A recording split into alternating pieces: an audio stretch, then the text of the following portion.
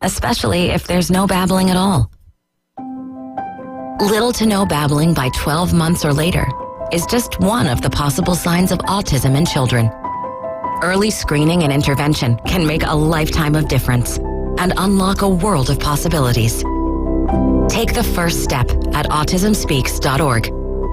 A public service announcement brought to you by Autism Speaks and the Ad Council.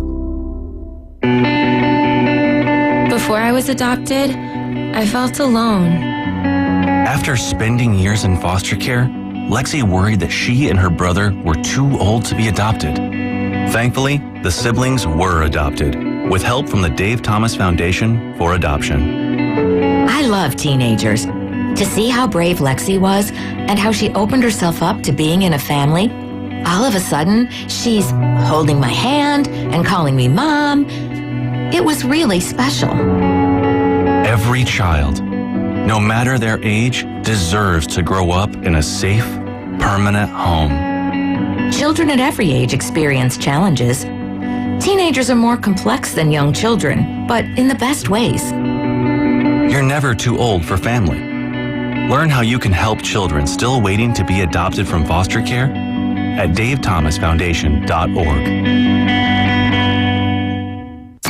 WGSX Lynn Haven, WVLQ Port St. Joe, the Sports Talk Monster. ESPN Northwest Florida. It's the next evolution of Sports Talk Radio. The biggest stories and the biggest reactions. Now. And now we're taking... With the first pick.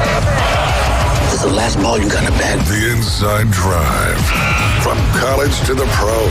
Interviews with the newsmakers, sports betting, your phone calls, and more. And now, The Inside Drive with Ryan Mulvey. Broadcasting from the Bill Kramer Chevrolet Buick GMC and Kramer Marine Outdoor Studios on ESPN Northwest Florida. Good morning. You're listening to the Inside Drive live here on ESPN Northwest Florida. Sitting inside the Bill Kramer Chevrolet Buick GMC and Kramer Marine and Outdoor Studios. As always, joined by my co-host just for an hour today, Jay Henley, and behind the glass, DJ Davey Crockett, also the host of the Afternoon Underdogs and defensive coordinator for Teams Dynasty. We missed the special teams coordinator last night. You didn't need him last night. You were also late to the team meeting this morning, so you've officially been fined. Have I? You have. How much is that fine going to cost? You'll find out when you get it in the mail. Okay. 104.3 in Panama City Beach, 101.9 in Port St. Joe. You can watch and listen on Facebook, X, and YouTube. Just search ESPN Northwest Florida. You can also download our free mobile app inside the Google Play or Apple Store. That one, you do need to put a 104.3 in front of that, ESPN Northwest Florida. As always, you can visit ESPNPC.com. Click that Listen Live button. Check out all the other cool information on the website. You can also go to FHS TV, download that, and for $42 a month, you get over 4,000 streaming channels. Very nice. Jay, how are you doing today? Talk for like 2 minutes so I can update our stream. What do you want to talk about? I want to talk about some Dynasty football. Because how are you going to talk about it? Because you weren't there. I know. Well, I want to ask the questions. So what was the synopsis of the synopsis Dynasty? Was that the Bay County Ball Hogs travel baseball team has some really awesome athletes. Okay. And they came over to the flag football world, which is new for them, which I think is awesome that they're doing, because anytime you can mix up your muscle groups and stay busy and all that stuff is huge. Yeah. So kudos to them for really playing a great football game. But we were able to get the win 15-7. Nice. It was a close game, 8-7, with probably about 5 minutes left. But what I'm really excited about this season is the 4th and 5th grade division in Southern Elite Sports winter flag football is going to be super competitive. I think you've got the majority of the teams that all have a lot of talent and good coaching, so it'll be a lot of fun. But yeah, DJ Davey Crockett, his first ever youth sport coached game, he gets the dub. He's 1-0. Yes, sir. 1-0, baby. Start that resume off strong. That's it. 100% or 1,000% winning percentage. 1,000% winning percentage. No, it was a lot of fun though, man. it's really cool seeing it from the sidelines, and when they win, especially when their back's against the wall. Yeah. Even though we had the lead the whole game, but still there was times where it was getting threatened. So a lot of fun last night, and it's great for the kids though. Absolutely. They definitely have more fun when they win. Yes, sir. Yes, Yeah, sir. you say it's all about fun, but you certainly have more fun when you're winning. There's no doubt about that. But yeah, big group of kids, and I think they all did a great job kind of knowing when to go in and out. And, we had some staples in there, but just good to be back. And what's nice is I was very concerned about how cold it was going to be. Yeah. But I think if we didn't practice Monday night was terrible compared to last night because of the wind. Last night, the wind laid down right before the game, maybe blowing 3 to 5 miles an hour. I did notice you had your cousin Eddie, whatever you call it, hat That's on my last San night. Francisco 49ers cousin Eddie hat. I mean, you needed the coffee cup in hand, and you'd be cousin Eddie. We did that for Halloween. And I know you did. Nailed it. You did nail it. Liam's shirt even said the you-know-what was full. Right. Not right. bleeped. Yeah. Because that's how we roll. But you looked warm last night. It's the key is your head and your hands. Yeah. If you keep your head and your hands warm, everything else falls in suit. Yeah, because half of our kids were just wearing like leggings and their uniform and undershirts. But when you're running around a bunch, that helps. Oh, yeah. But when there's no wind, that's a big deal. Some of them were smart though; they had 4 layers on. Yeah, they did. They were quick to point that out. Yes. Yeah, little Garrett's like, I got 4 now. I'm about to have 5 with this jersey. So you got to stay warm, Garrett. So with your team, like who are the NFL guys that the kids are really looking up to? Have you guys asked that question to your? Haven't really kids yet? broached that yet with all of them, but I know some of the fandoms of some of the kids. A lot of the kids, it's more on the college side for sure. Oh, okay. But I know the Fish Boys. They have their grandpa's a big Seattle Seahawks fan. Nice. But like the Pedens, Seth and Elizabeth, Adam Pedens, a big San Francisco 49ers fan. So the kids are too. They went to the Jacksonville game as well. Oh, cool. Very cool. And of course, Liam's a Niners fan. So no. Speaking of that, big one coming up this weekend. Yes, sir. You ready for that? All right, keep talking so I can finish this, Jay. Let's see. I'm just going to put Jay leaving at 12. That's going to be the Facebook Live. Is it? title. Okay, Yeah. I got you. I got to leave at 12. I got a lesson at 12:15. That's fine. You got to make money. Yeah, and You only do the radio shows 11 to 1, same time every day, Monday through Friday. right.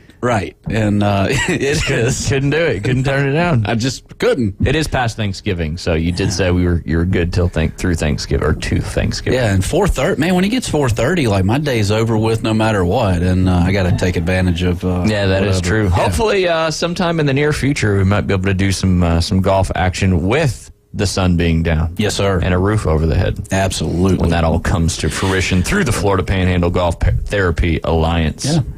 Let's see. All right, so the Elite Super Six Series. Yeah, there you go. Look at 6 you. kids. Six kids. 12 12 hours of instruction. Yep. 6 to 1 or 2 or what? 12 hours of instruction. 2 to 6 1 golfers. coach ratio. 4 days. 3 to 1 coaching ratio. 2 golf coaches and a partridge and a pear tree. There you go. Yeah. So there's 4 kids already signed up. Only have 2 more spots. Wow, you got left. one yesterday Yes. from this time? Yep. That's good. And Scout, former Yeah. Bay Point employee, Scout Davidson, played. She went to state, didn't she? She did. She went to regional, district and regional, individually. And I just feel like it's a great opportunity for her to get out on the golf course for 2 solid weekends, figure some things out. She's really wanting to go college golf. And I think this is a great opportunity. So she signed up. 2 more spots left for next weekend and the fall. It's 2 weekends, 1 p.m. to 4 p.m. And if you have a kid that's between the ages of 13 and 17, looking to get better in golf or perhaps maybe take it to the next level, give me a shout. Go to golfwithjay.com. What if somebody was born on leap year? Where's that coming from? Mosley. He asked me yesterday. So my birthday's February 29th. So you only have a birthday every 4 years because he wants to do your Elite Super Series. I said, no, you got to be 13 to 17. Mosley. Got to be, that's what it came. I don't know if his birthday is actually that day, but gotcha. but yeah, so he said That's that. hilarious. You got something else too, right? Just over the winter break? Yeah, winter series.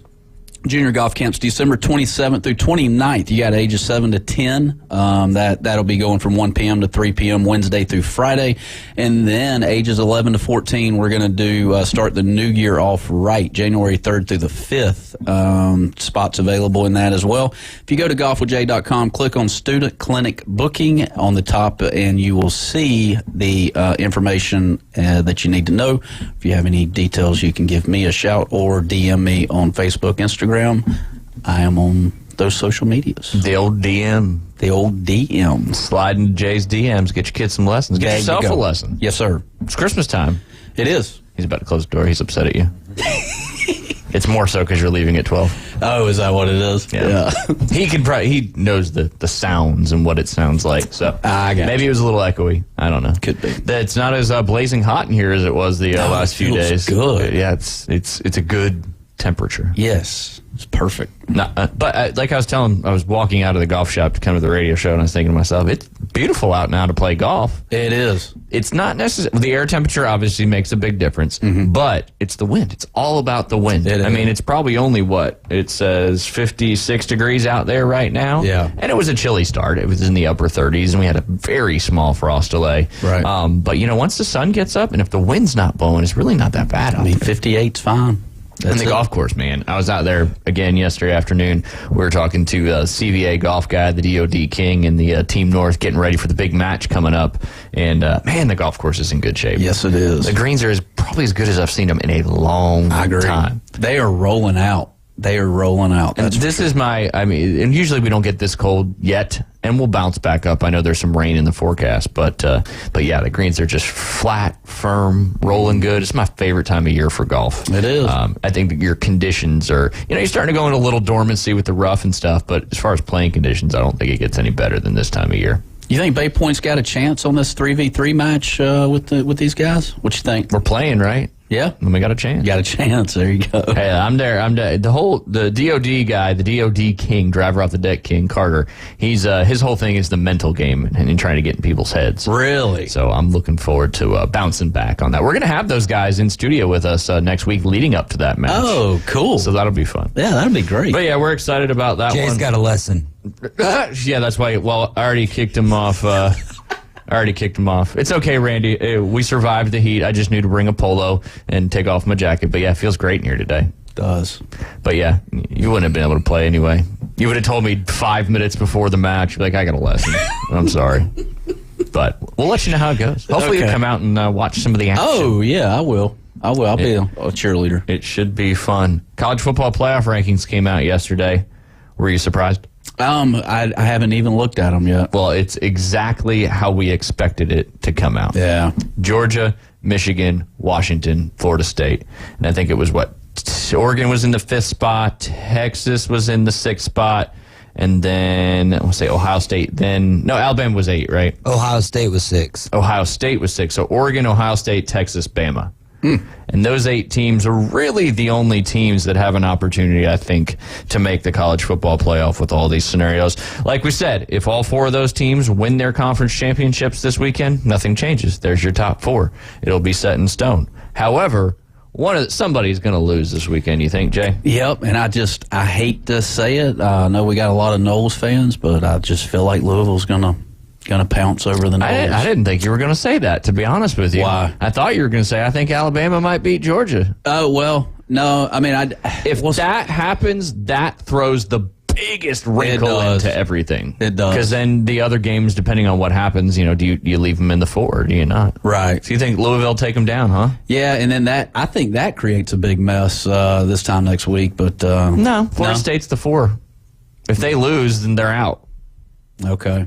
And then who? I think, like I said, if Georgia loses, I think that creates the most difficult challenge for the College Football Playoff Committee. I could see that. Again, depending on what happens in these other games. But right. Michigan and Iowa.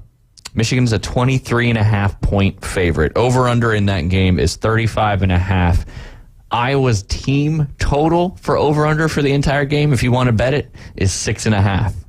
What? Can Iowa score a touchdown against Michigan? Ooh. Because if you think yes, then you bet the over. Right. Unless they have to go for 2 or something, and then you get a bad beat and miss it by a half point. Yeah. All they got to do is score a touchdown. 1 touchdown. Okay. I like it. Do you think they're doing it? I'm hard rock betting it as we speak. And there was something that came out yesterday. I'd never fact checked it or saw if it was true or not, but I think Iowa's first half total, the over under was 0.5, because they're just saying Iowa's not going to score. Oh. And I think they did the second thing just for the second half too. I mean, yeah, you got to take the over in that, right? You got to. Yeah, but then you watch Iowa get absolutely stifled on every play, and you're like, it seems so easy for Iowa to score 1 touchdown. Let's get a safety or something. Well, and that's the thing. You got a fumble recovery for a touchdown or an errant throw that gets a pick six. Yeah. But this is all based on statistics and odds. That's for sure. So that's that first big game. I don't really think there's any questions in that one. Yeah. So if Florida State goes down and Texas wins, it'll be Georgia, Michigan, winner of Oregon and Washington, and Texas. Yep. Texas wants Florida State to lose. Mm-hmm. Big time. So, I mean, Bama wants everybody to lose except for Bama. Yeah. There's a scenario. There's a couple. Georgia has to, obviously, that'd be really stupid if I said that out loud. Anyway, next game, Georgia-Bama. Georgia is a 5.5-point favorite. Georgia has never beat Alabama in the Dome. Do trends matter, or does Georgia take care of business? So tough. Over under 54.5. I mean, you see these big games get very defense. I don't know. I would take the under in that, in my opinion. Look at you talking about betting. Yeah, I think it's a defensive battle. It could be. You think it's a defensive battle? Mm-hmm. I think it's like a 35-24 kind of football game. You think so? That's what I think. I got you. We won't find out until Saturday. Yeah. All right, and then the one you were talking about, FSU Louisville. It's the closest spread out of all of them. So your little prediction there on Louisville winning that one is statistically fair. Yeah. Florida State is a 2.5-point favorite. Over under 48.5. FSU wins, they're in. Pretty simple. They lose, they're out. There's no scenario if Florida State loses where they get in. It's just that's what happens when you're the 4 seed going into the last week, championship week. Or Jordan Travis, goes into halftime and the Mud Dogs win the Bourbon Bowl. Yeah, he puts on the uniform and comes out and just wins it the second half. He's got a little boot and he's not mobile, but he just stands there and hope it doesn't get hit. Absolutely. That happens all the time. Right. All right, next one, the Friday night game. That is Oregon and Washington. Oregon is a 9.5-point favorite in that one. Highest over-under total highest total points there is 65.5 in that one. But Oregon, Washington, winner of that game, they're in the playoff. Washington's in right now. Oregon wins, they get in. Who's the better quarterback, Nix or Penix? I mean, that's a great question. Yeah. Well, according to the Heisman odds right now, they got Bo Nix. But I think the winner of that game, I don't know if Bo Nix has got it locked up yet. And if Washington beats Oregon, I don't necessarily know if Penix wins the Heisman because of that. Now, if he throws for 400 yards and 6 touchdowns, but I mean, if they win the game, like 42-35, and Bo throws for 4 touchdowns and rushes for 1, he may still get the Heisman. Dave, what do you think about that? If we're talking about the Heisman specifically to the Oregon-Washington game, is the winner of that game going to get the Heisman no matter what? Or is there a scenario where Washington wins the game and Bo has a good game where he still gets the Heisman, just based on the odds right now are so favored for him? I mean, there's still a chance that Jaden Daniels could win it. Yeah. if they wanted to go that direction. But when it comes down to Bo Nix and Penix, I think one thing that's going to stand out, or could stand out, is how good Oregon's team is. Does that take away any value from what Bo Nix has done? Whereas when you look at Penix, if you take Penix away from, if you put another quarterback over there in Oregon, you do have to wonder how good would they be. That's a great point, yeah. You pull take Penix out of Washington, and there's no question they're not going to be the same team that they were. I mean, DeBoer's done a great job over there. You can't take anything away from him, but what Penix has done over there has been special. Where was he before? In Indiana? Indiana. Okay. Yeah. And they fell off a cliff once he... Exactly. Not that they were a powerhouse, but without him, they weren't the same team. It was a very special year. I was there at the I believe that was the 2020 year when they played Tennessee in the bowl game down there in Jacksonville. And I was at that game, and they had something special going there, and you thought it was maybe Tom Allen brewing that up, but now he's out over there at Indiana, and I mean it's been tough for them over the last few years. Yeah, definitely. But getting back to your question, it's a tough one. Who's a better quarterback, Bo Nix or Michael Penix? Mm-hmm. I think Penix probably has a higher upside, maybe. He's got more flash. He's got more. But Bo Nix runs the football well, too. So I think if I had to pick one, I would take Penix. Yeah. See, follow-up question, who would be a better NFL quarterback? Neither. Yeah, there you go. 70% of first-round quarterbacks don't make it. Yeah, who was it? Was it Tom Brady that was like the last draft or something like that? No. He was drafted late. I think he was drafted in the 6th round. But he wasn't. I want to say he was the last pick. No, he wasn't Mr. Irrelevant. Tom Brady? He wasn't? It was late 6th, huh? Yeah. He was late. Either way, it was late. You see more quarterbacks have more success out of like the 3rd, 4th round, 5th round. Yeah. I mean, look at Dak Prescott. I think he was a 4th round draft pick, maybe 3rd. Right. He's had an unbelievable NFL career. And then I'm sure there's several guys in that same class that were first round that just didn't pan out. No, Mike Green was in the 2000 draft for the Chicago Bears. Mr. Irrelevant. Mr. Irrelevant, Mike Green. There you go. Most of the irrelevants are probably still irrelevant, if I had to guess. What's the definition of irrelevant? Just like doesn't mean anything? The person, place, or thing doesn't matter. Gotcha. Yep. That's my definition of irrelevant. Irrelevant. Like, you will be irrelevant in the second half of this show because you won't be here. Thanks, Ryan. We'll probably still talk about you, though, because your good friend Keith will be on Which the line. would make him relevant. Yeah, bingo. Relevancy. You just came right back into the fold.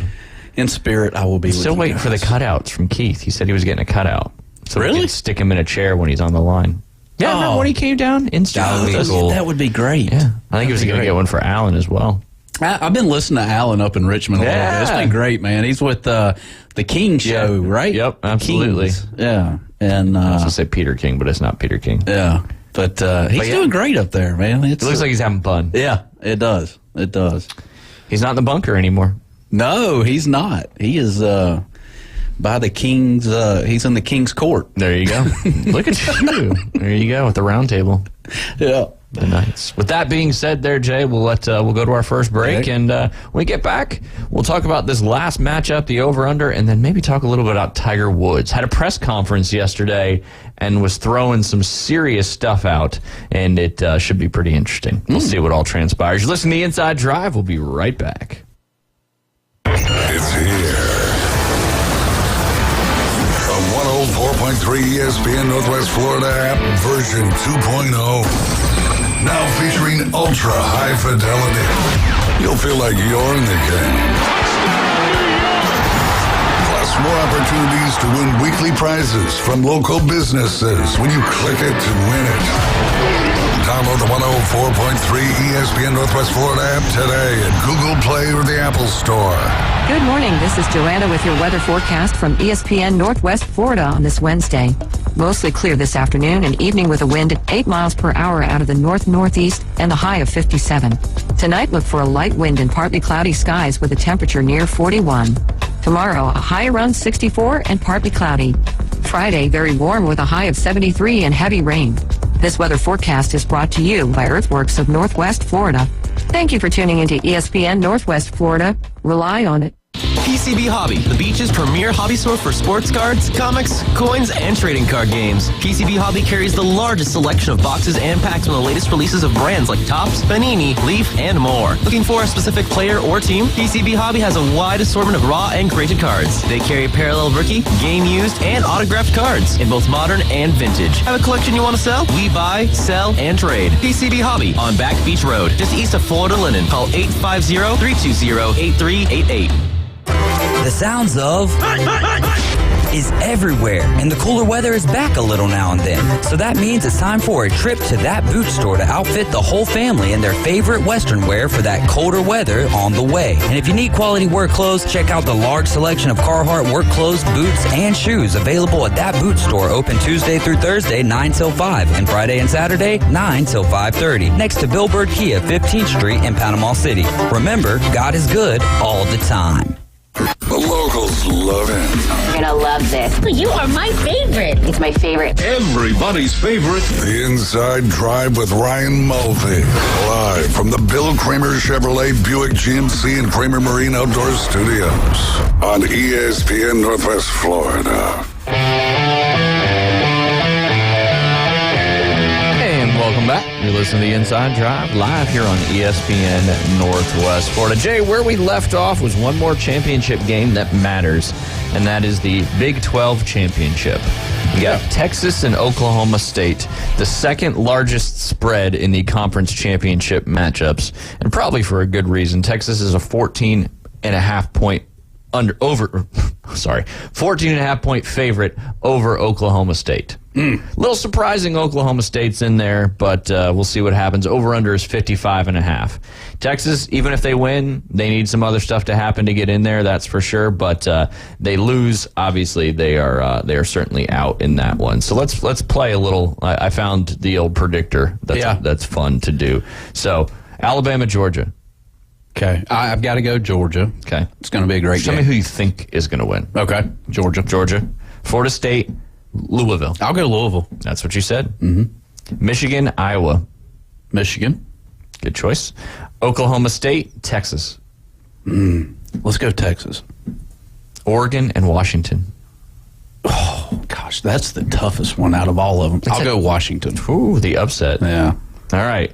That would mean that your top four would be Georgia, Michigan, Washington, and Texas, with Ohio State being just left out in that fifth spot. There's a 3% chance of that happening, according to analytics and computers and all that fun stuff. Wow. All right, I'm going to do it with David, too. All right, David. Alabama, Georgia. Roll Tide. There you go. Oh, sorry, I got to refresh it. You just can't click again. All right, Alabama, Florida State, Louisville. Oh, man, I'm normally opposite on this. I think Florida State is going to win, but I want Louisville to win, so we're going to pick Louisville. Yep. And sorry, Florida State fans. It's selfish. You need it for Bama. It is. You need got to be pure honest chaos about it. Yes, sir. And normally we just need the chaos to happen, and then we get to sneak on in. But we have to create the chaos and hope for other chaos as well. So I will say, every time y'all get in, like in the last couple weeks, you end up winning the national championship. Yeah. So it's you're never out till you're out. That's true. All right, Michigan, Iowa. Man, with that one, I would just like to see Iowa land within 23.5 points, but I got Michigan winning the game. Yeah, that's going to be an interesting one. Oklahoma State, Texas. Again, another one where I'll be rooting for Oklahoma State, but I think Texas is going to win. And with Louisville, Florida State, there's a chance. Louisville's got the chip on their shoulder now, all of that. With Texas, Oklahoma State, I really don't think that there's a chance Texas wins. There you go. I'm going to put it as Louisville for this. Yeah. I want it to be Louisville. All right, and you want it to be Oklahoma State. No, but for this reason right here, or for this exercise, I want it to be Texas. Okay. So if you got to restart it, restart. Now we're good. Oregon, Washington. In that one, Oregon. Okay. All right. That would lead to bingo. Michigan, Oregon, Texas, and Alabama. There we go then. So you'd have one team from the Power 5 conferences. One of those is going away. But yeah, you'd have Michigan playing Alabama, Oregon playing Texas. The winner of that one. They would have Ohio State in the fifth spot in that one. They'd actually drop Georgia behind them in that one. You guys wait. You guys wait. Saban and Alabama sneaks into this thing. You just wait. Hey, if they do, man, I'm telling you, that'll be great for the Coach James Howard show. I'll tell you that much, boy. Well, and what's wild is what you just picked. 8% chance, I believe. Bingo, 8% chance. However, the Alabama-Georgia game is a 5.5 point spread, so that's fairly close. So that definitely can happen. The Louisville-Florida State game's a 2.5 spread, so that has the best chances of happening. And then Michigan winning is a I don't want to say a sure thing, but it's the deepest spread. The only way is if they're overlooking that game. Yeah, I just don't know how Iowa moves the football. So, to me, it's just the Alabama Saban. It's almost like, and then the Texas-Oklahoma State game, 14. That's 14.5 too. So Texas should win that game, and Oregon's a 9.5 point favorite. So the only upset, there's two upsets. Well, and right? Oregon and Washington is really null and void because the winner of that game's getting in. I've done so many. Yeah. You're like, how do I get Alabama in with this team winning this team? Yeah. Yes. Alabama's a golf scramble tournament where you've already come in, you've shot like 24 under, and then Saban and his threesome comes in with like a 26 under and beats you. Yeah. Yep. Houdini. Houdini, that's right. But this isn't that unrealistic. All right, let's do one more real quick. Okay.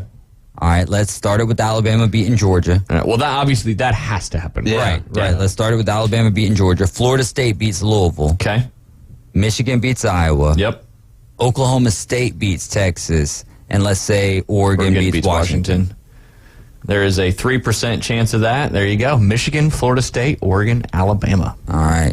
So basically, as long as one of Florida State and Louisville, and there's still a way that the SEC champion could miss out on this. Though. Absolutely. Yeah.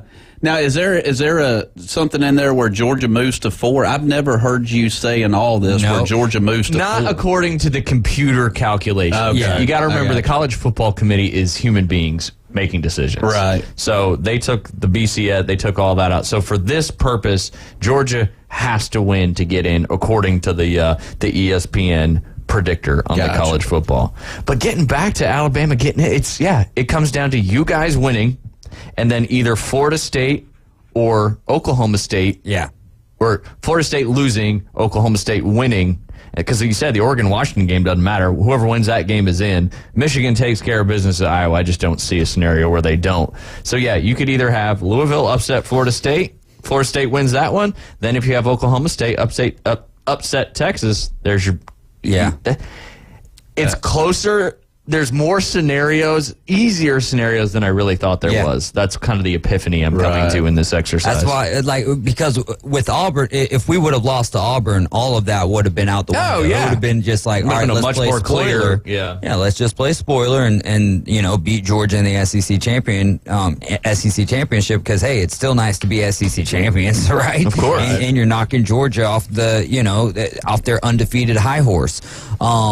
But when he caught that pass, that was the first thing that I thought of was like, okay, there's a chance here. Yeah. And obviously, you still wanted to see some other chaos, but it hasn't been that chaotic. It's been close games, but no Giants have been falling. So we'll see what happens this weekend. If I had it my way, it would be Florida State beating Louisville and Oklahoma State beating Texas. That's who's Oklahoma? Oklahoma State's upset a few people this year. Oklahoma State beat Oklahoma. Yep. And I think, what do they have, 2 losses? And it looked like it was going to be rocky for them from the start. That's why you were kind of surprised when they slid back in there. So they beat Oklahoma. That's right. They got drummed by UCF 45-3. I remember after that game, I kind of stopped thinking about them a little bit there. So you think Texas will come out and they're all whites, and then Oklahoma State come out maybe orange? Texas will be in burnt orange. Oh, they will, because they're the higher seed. They're the home team. Oh, okay. Like Georgia will be in the red. In the red, yeah. Alabama will be in white. I'm sure there's some statistic. Ooh. Actually, I'm not sure on that. I'm pretty sure on that, but do they get to choose like in the NFL, or is it like it might be an East-West thing? Okay. It might be an East-West every other year is the home team. Gotcha. Okay. Where it's not the team that has the better record. Yeah. Gotcha. Very cool. Yeah. Interesting stuff. There's a lot more scenarios for Alabama to get in than I thought there was. I know. Well, just wait. And even if you guys would have, I guess if you take Alabama out of the mix, but if you guys would have lost to Auburn and beat Georgia, you still could have potentially knocked Georgia out. Yeah, we could have knocked Georgia out, but we wouldn't have. You wouldn't have been able to get in. No, but you might have been able to knock Georgia out. Yeah. And then there potentially wouldn't have been one SEC team, right? And everyone's, college football. The beautiful thing about that SEC championship is that everyone's talking about Alabama struggling with Auburn, which for good reason, right? I mean, they not just struggled; they lost by 21 points to New Mexico State. But Georgia had a 7-point victory there in Jordan-Hare. Auburn's just one of those teams that, especially when you're playing in their home field, unless your name is New Mexico State against Hugh Freeze, you might have some issues there. Yeah, they just got his number. It's weird. Yeah. But I think I'd rather play a team. I think I would have rather played. Speaking from Georgia's perspective, I would have rather played Alabama after they beat the brakes off of Auburn than have a miracle play like that. What do you guys think? Yes, I agree with that. Beating the brakes off of them, but like Saban said at the end of that game, when you win games that you really didn't deserve to, and you take your focus off of what you did wrong and, hey, we escaped with a win, that can be problematic. Yeah. Now, it all depends on what Coach Saban is going to be doing this week. Because Kirby Smart does such a good job at getting those Georgia Bulldogs, who haven't lost a game in over 700 days, to believe that they're the underdogs. And he gets them with the chip on the shoulder when they really shouldn't have one. Exactly. And that's great coaching. That's phenomenal coaching. And so Saban's going to have to employ his own tactics of how he can get his guys ready to play. It should already be there for Alabama, right? Yeah. It should be easy enough to say, hey, let's beat Georgia. They're about to three-peat, something that we've never done as a university, right? Speaking from the perspective of Alabama players, we can be the thorn in the side of that and kind of put our name back at the top, even though people haven't stopped comparing teams to Alabama, but they've started, in addition, now Georgia as well, right? And if Georgia wins this year, no one should be comparing any team to Alabama. It should be 100% Georgia is the benchmark. Right. Well, the goal. Yeah. I had a Georgia fan, lives out there at Bay Point. You probably know him, Thad Stokes. He needed a pair of golf shoes. He was going to play and he didn't want to drive somewhere. And luckily we had a couple pairs of a big shoe size. And he came in. He's obviously a huge Georgia fan, so he was looking to see if we had any of the Georgia ball markers. Mm-hmm. We sell through the Georgia ones and the Alabama ones very quickly, obviously. Right. A lot of reasons why.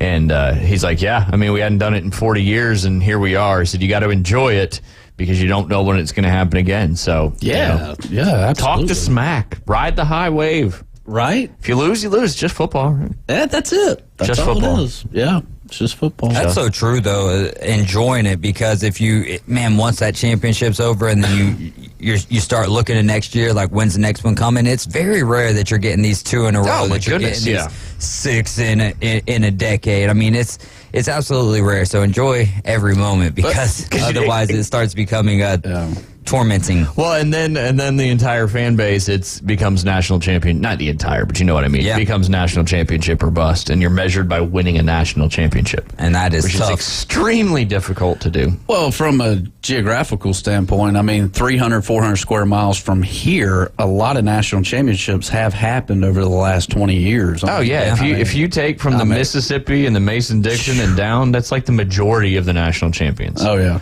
There's no doubt about that. I got to find some. I had a statistic that was kind of what we were talking about, but now I got all these stupid videos in here. From a political standpoint, though, No, well, I know we don't talk politics, but I mean, Saban and these guys, are they in the ear of the committee guys, the committee members, that make these decisions? It wasn't last year. Yeah, that's for sure. Yeah. What was my statistic? Oh, it was a viewership thing. The Ohio State. 19 million. Yeah, the Ohio State Michigan game was the highest watched. I don't have it in front of me, so I'm doing it off the top of my head. The highest viewership of a college football game since the Alabama LSU in 2011, and like the fourth highest of all time with 19.1 million yeah, I think viewers. It was 19.1. Which is certainly crazy, that is for sure. But there was the other Ohio State Michigan one was like the game when they were both ranked 1 and 2 in the country and played each other. So a lot of viewership, that's for sure. But in comparison to the NFL, Jay, the NFL this season is averaging 17.1 million viewers per game this season. And that's up from it's been trending up. It's funny. Probably been trending up for 3 years now? Yeah, basically 2017 was when it kind of hit the low point, when all the crazy kneeling and all that stuff was going on. And but then it's been on the way up ever since. But it almost is cycling with, we were talking about low scoring in the unders, right? In the NFL, it's almost cycling exactly with that. As the scoring is going down, the viewership is going up. So Tom Brady, maybe it's good. Listen to Alex Smith. But yeah, and for context, Jay, the average Super Bowl has over 110 million viewers. 110. Wow. That is a wild statistic. And that's why it costs you a lot of money to advertise on the Super Bowl. But like I said, though, if I don't know about you guys, but national championship, NCAA football, I'm picking that over a Super Bowl any day of the week. Yeah, man. it's because of the geographical location, and college football lives in the South. And it's just more. It's less of a show, if you will, for the NCAA. The NFL, any professional sports entertainment. Yeah. College football is more passion, and I mean, it's obviously entertainment. I don't know. Once you get to the college football playoff, it's Billions of dollars. Yeah, it's definitely a it has a lot of pageantry. Yeah. But being in Vegas this year, the Super Bowl, that would be an experience. Whew. That will be an experience. No doubt. Yeah, for your wallet, for sure. Man, it's when you gotta know somebody, right? And they like you. Yeah. What's your New Year's resolution? I'm going on a diet. Well, not me physically, but my wallet is, because I'm gonna start it out over there in Las Vegas. Right. Man, oh man, that'd be wild. It would be. That's a bucket list for sure. Gosh. The same guys that do that Super Bowl stuff are the same guys that do the Masters and do, the Indy 500 and all these the Kentucky Derby. Like, there's all these corporations that book all these events. I used to work with them a lot during Masters, but I never thought to ask about the Super Bowl. I would say how the other half live, but that's not even correct. That's how the like other 0.002%. Yeah, that's the 10% or the 0.10 percenters. I wouldn't mind renting that lifestyle for a minute. Well, it's all corporate. Yeah. It's all corporate. Yeah. It's just like the Masters. The Masters is all corporate. Right. Unless you win the lottery. But they keep it away from all that corporate. It doesn't look corporate when you get there. Oh, no. I'm saying like the people attending and the hospitality houses. It's all corporate. Yeah. It's all your big companies. Yeah. Jay would be wearing those sweaters every single day. Every single day. A little cardigan action. I wasn't going to bring that up either. I'm glad I didn't. It was David this time.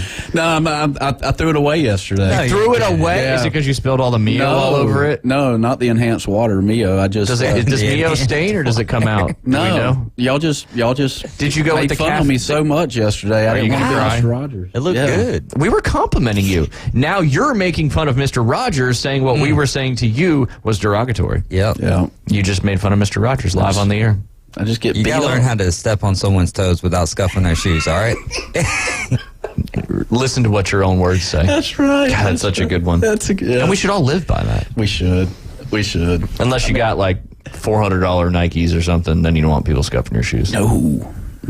That's wild what people pay for shoes. Doc A. Doc A's got all the shoes. He does, man. He texted me last night. He's like, tell Jay I'm sorry. I guess both of the guys he told you. Did you actually bet them? No, man. That's good because they both sucked, according to him. Yeah, my good friend in Birmingham went to the UAB McNeese State basketball game last night, and I threw some. Yeah, threw a little cash down on that one. Did you win? No. No is the answer. If you don't immediately say yes when somebody asks you if you won, it's a no. Close. I had covered. I had so many bets going in that game till it all washed out. There you go. UAB McNeese State. Oh, yeah. Everybody was betting that one. Did you watch it? No, I couldn't. No. I was getting updates from my friend who, who was at the game.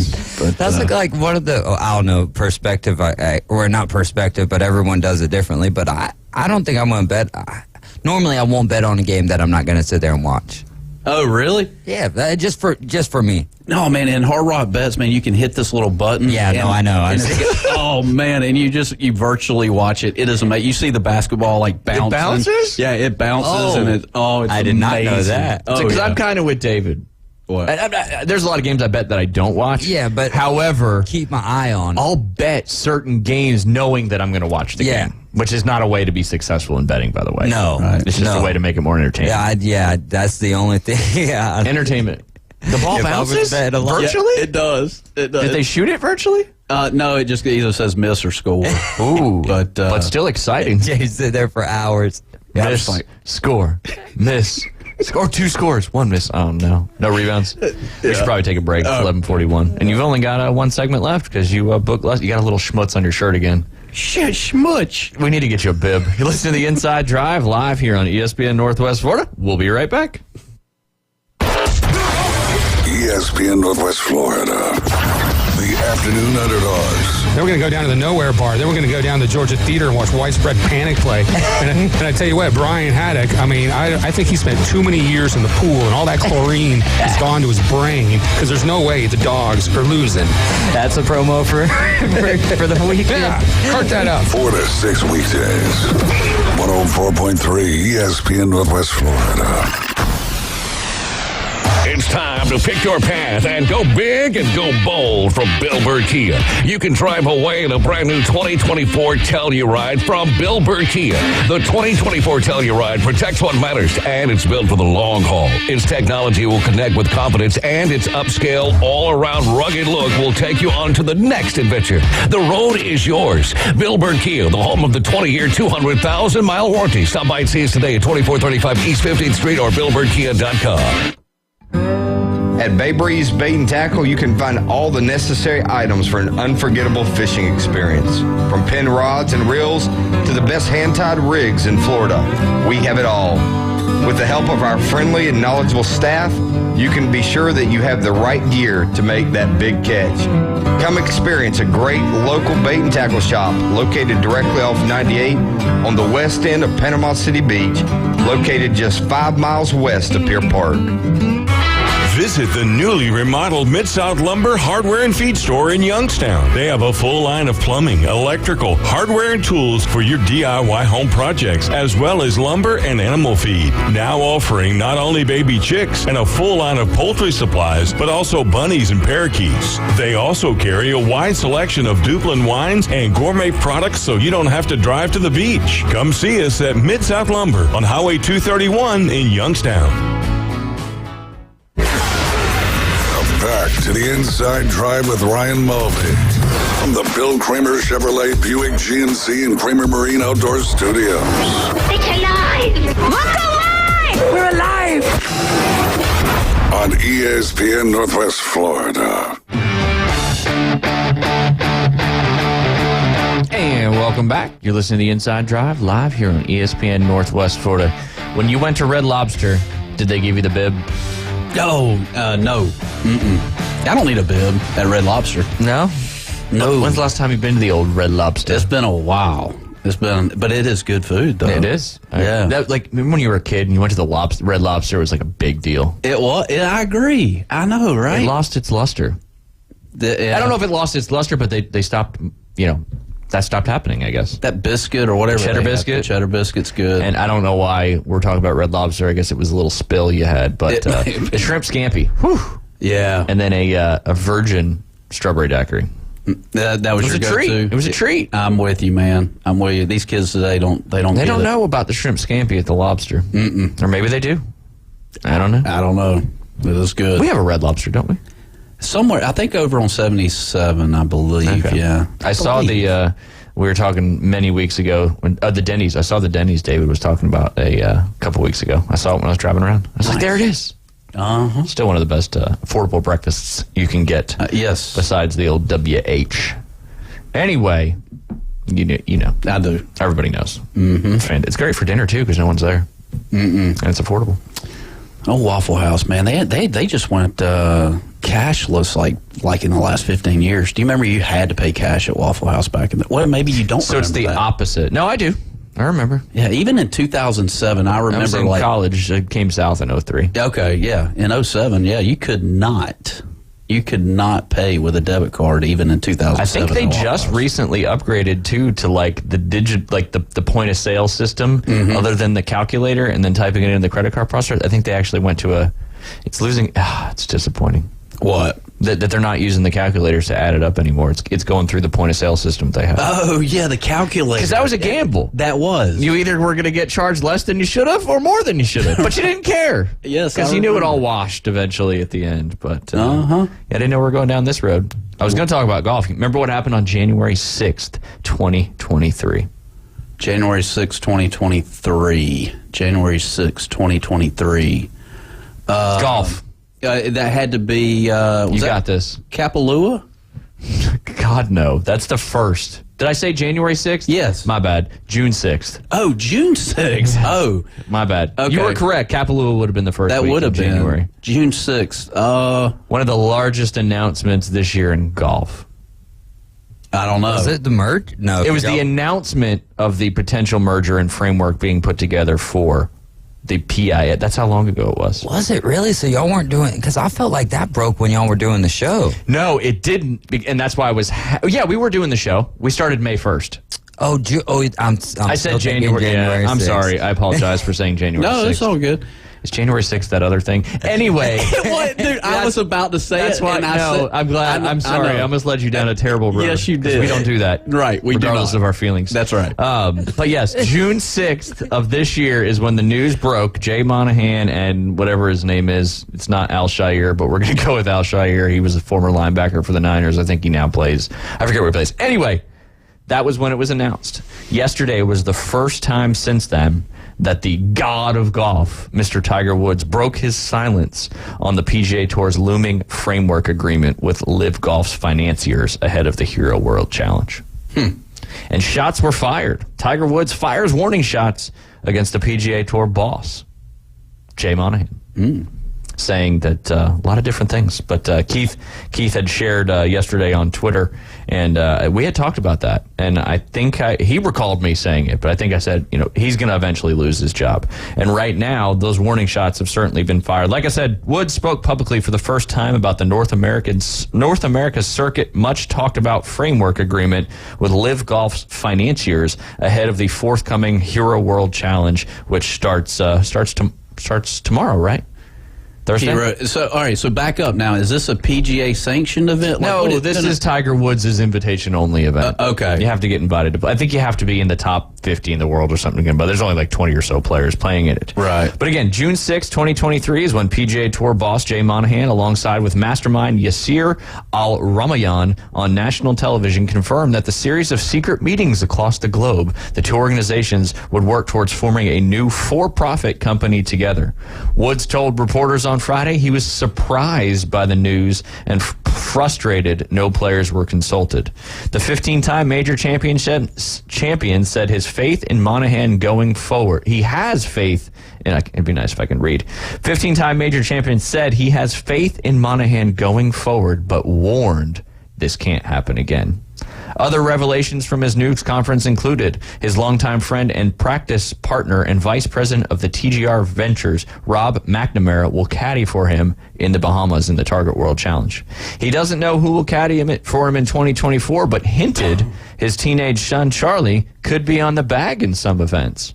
That would be pretty cool. That would be amazing. Great. Good stuff.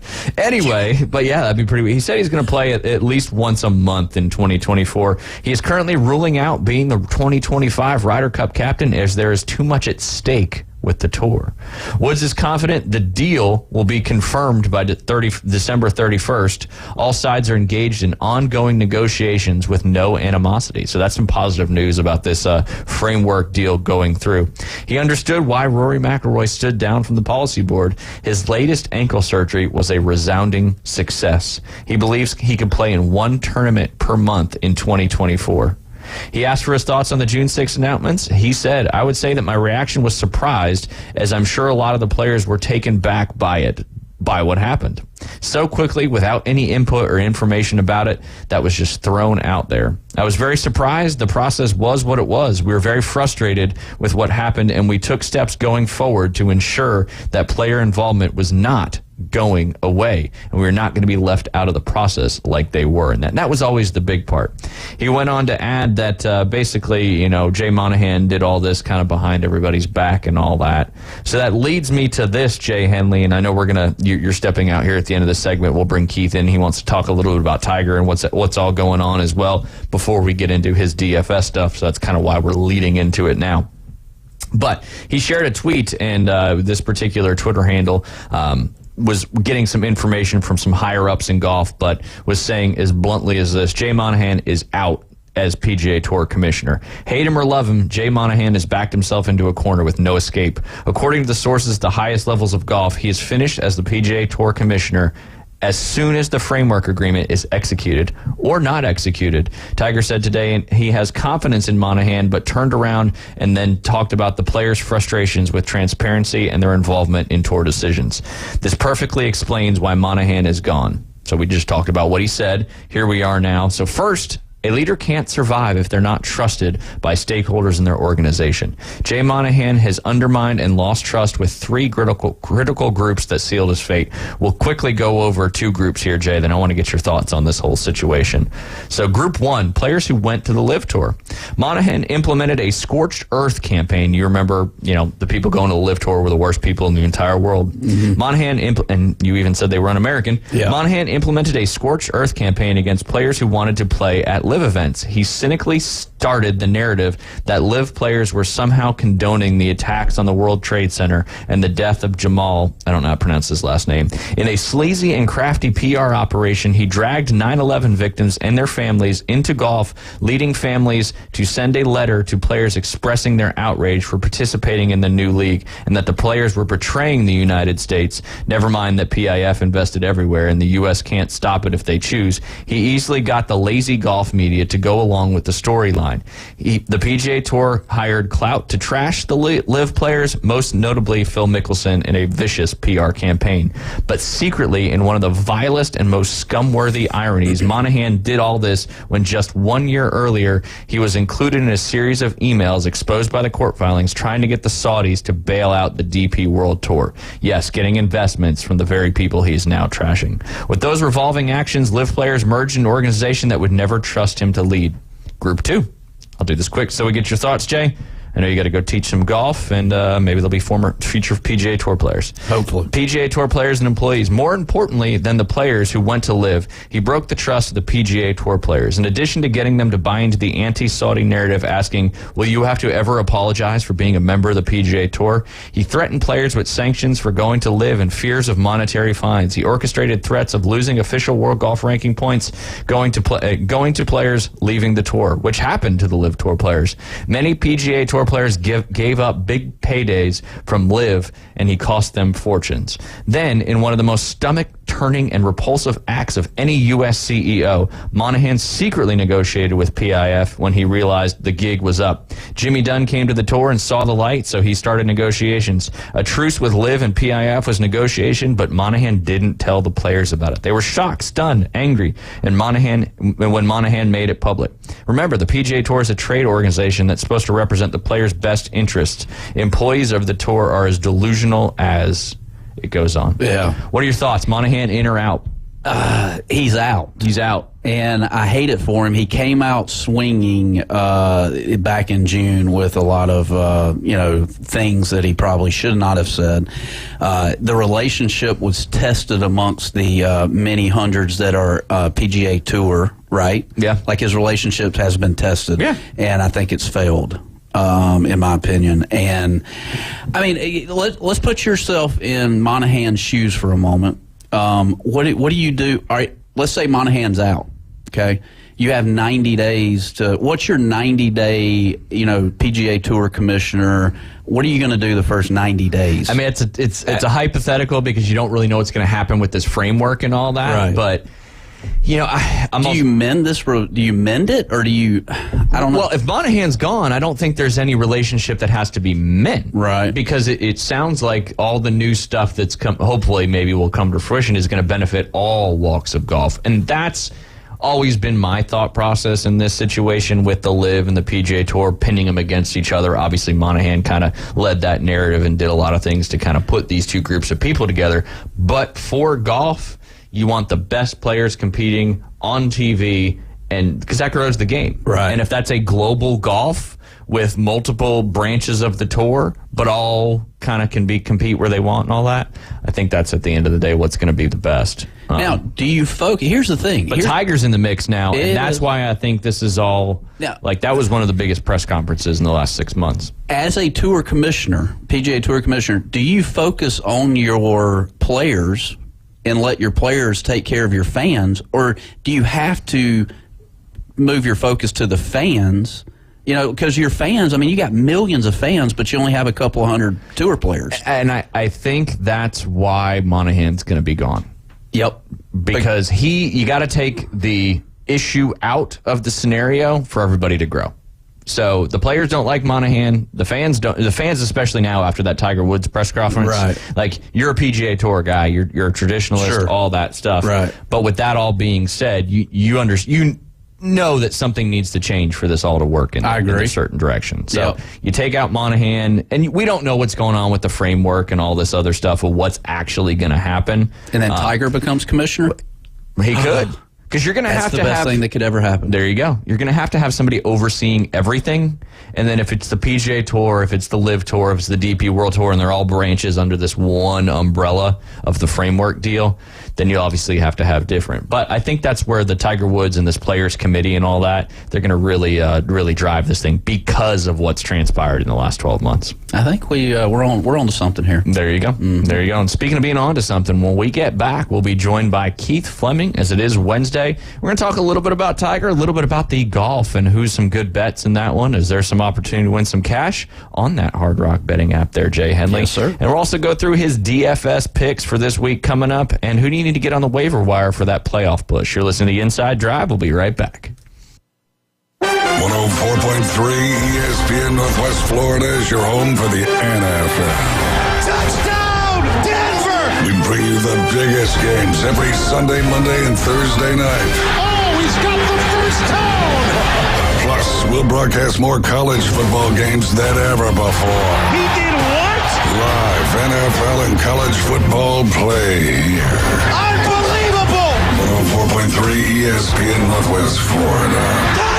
Good morning. This is Joanna with your weather forecast from ESPN Northwest Florida on this Wednesday.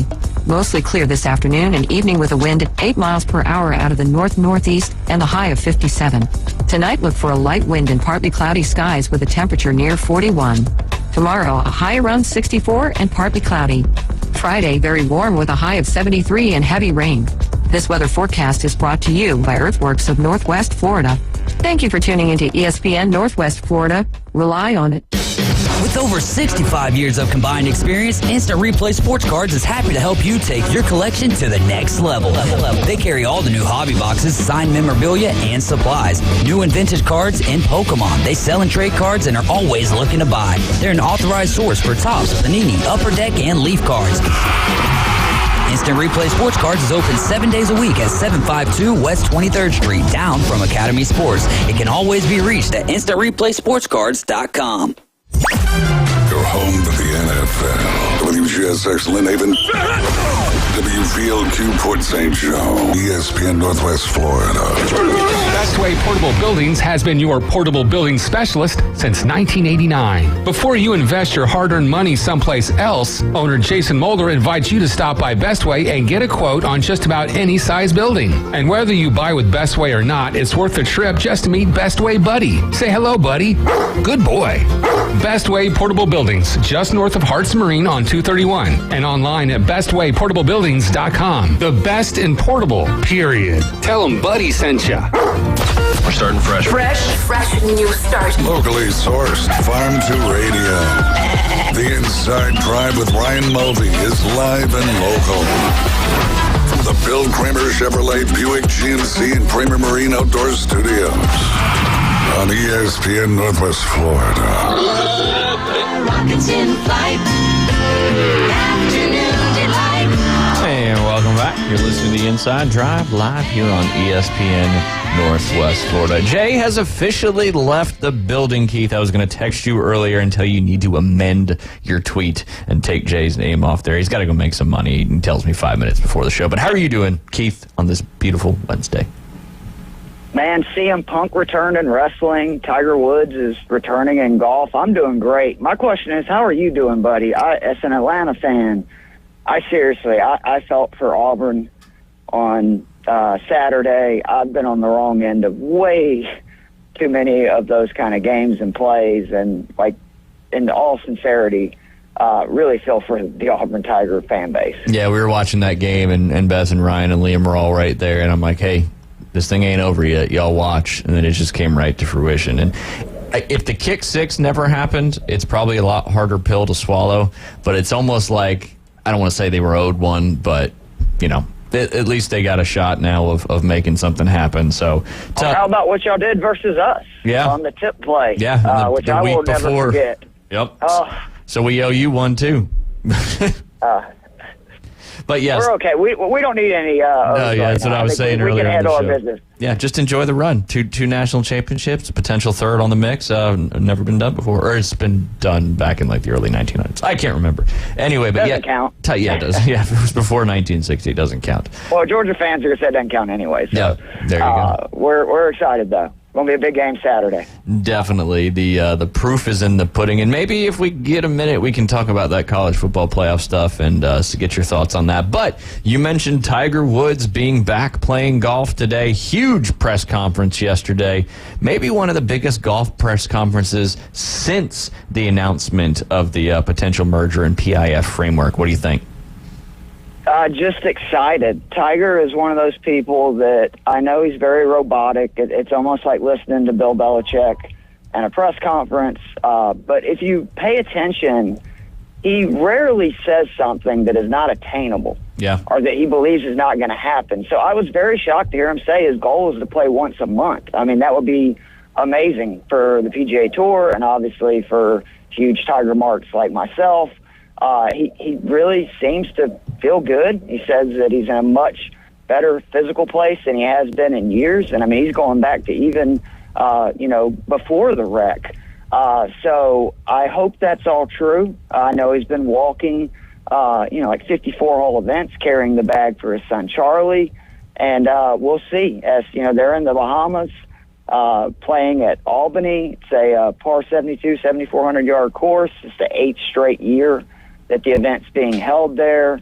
And it's obviously a loaded field. Small field. About 20 but guys? a loaded one. Yeah, I think it's actually 18. So, but you may be right, this 20. It's either 20 or 18. But, it's a Tiger invite. And I will say for both betting and DFS perspective, which I'll get into in just a second, just remember this is one of those events. We've talked about this, Ryan, with professional golfers. They live an amazing life. They make millions of dollars doing something that we spend all of our free time and money trying to do. So I don't know how many guys are there to compete and win and how many guys are just there to have a week vacation in the Bahamas with probably their family and, pick up a paycheck while they're there. It's a no-cut event, so there's no pressure. They're all going to get paid. But it's going to be interesting. It's a course that's got 5 par 5s, 5 par 3s, 8 par 4s, small Bermuda greens. It's not going to be as windy as it's been, at least if the forecast holds right now, in some of the previous events, which means it should be a scoring fest. And it's hard not to like Victor Hovland and Scotty Scheffler, who have finished first and second. Hovland's won the last 2 events there. Scheffler's finished second. But the problem is both those guys are like 4-1 odds. So I'm kind of staying away from those guys. Just real quickly, if you don't mind, I'll go over my betting card for this week. Yeah, definitely.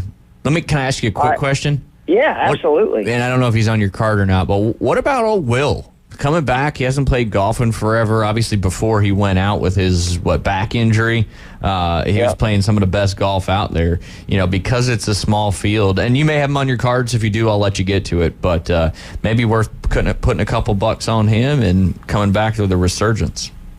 I like him to top 5. I believe the odds are 7 or 8-1, depending on what site you use. Now, obviously, it's a little worrisome because we don't really know what we're going to get from him, but I actually went on In Between Media's 19th hole with their host, Bo McCarron, earlier this week, and we discussed this and just how this course is tailor-made for our boy Big Z. And I know you're a big fan of his golf game. I am as well.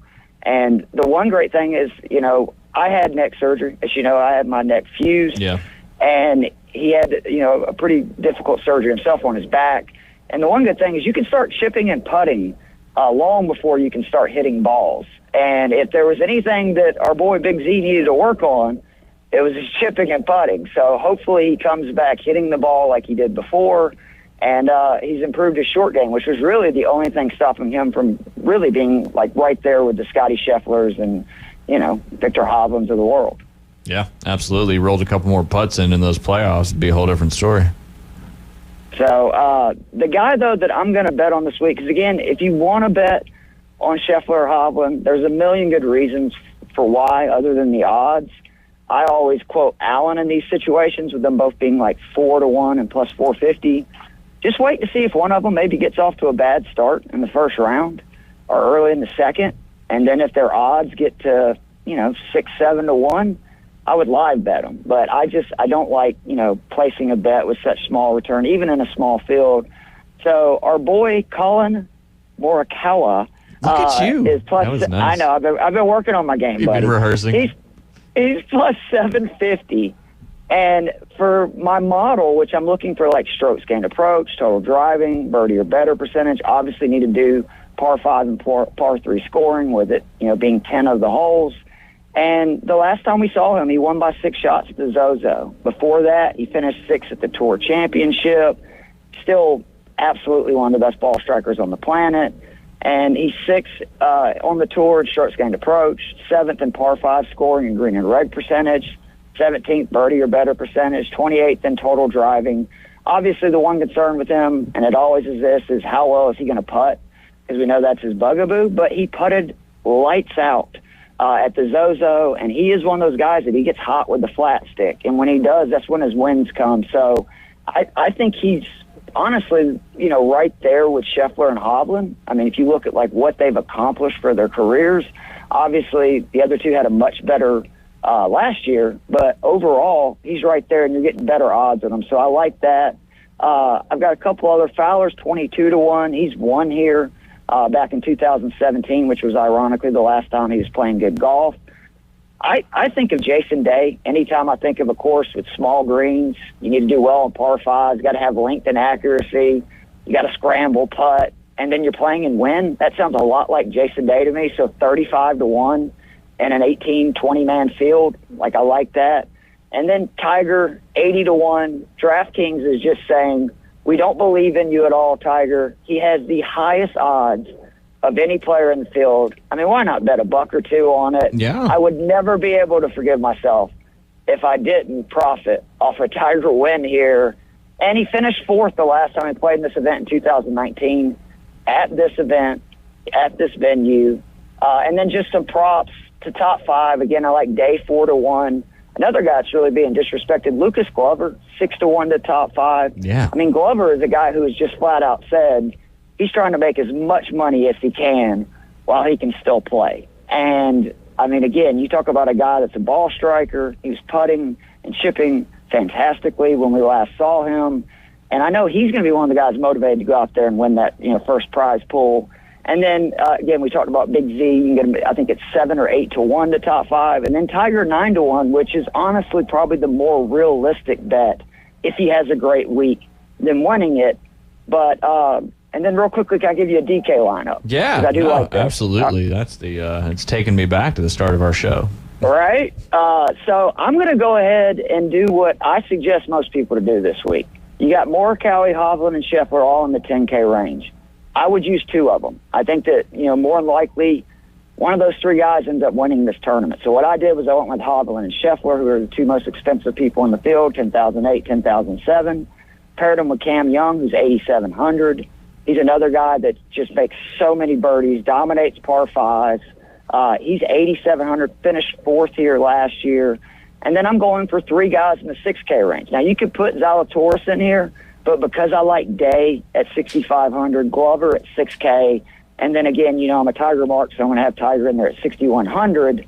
That leaves me with like $700-800 in my lineup. And this week, I kind of recommend doing that because there's only so many variations. Yeah, it's such of a small lineups, field, right? and there's no cut. Exactly. So you want to be different, right? That's a way to be different, is leave some cash on the table. It's not going to hurt you at all.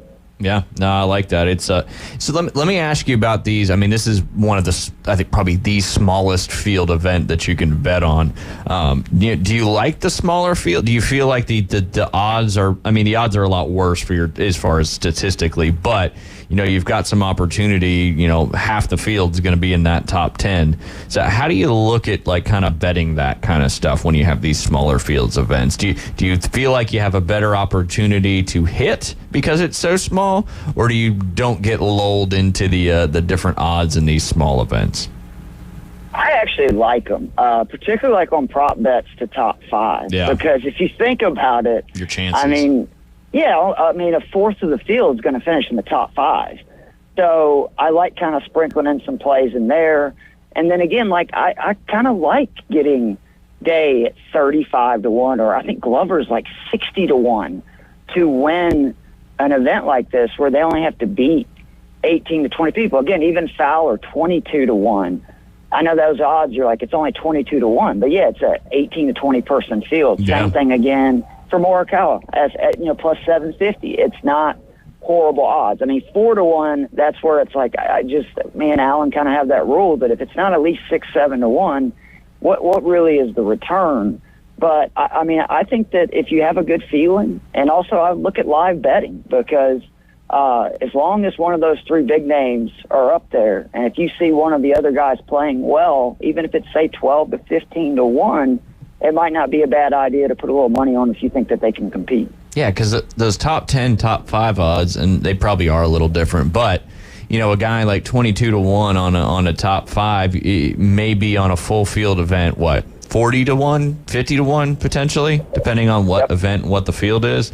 So you're still getting a decent return, but you've got a lot better chance of that prop bet hitting, that's for sure. Absolutely. I really do think that there is an opportunity to make some money. I'm just excited to have Tiger back.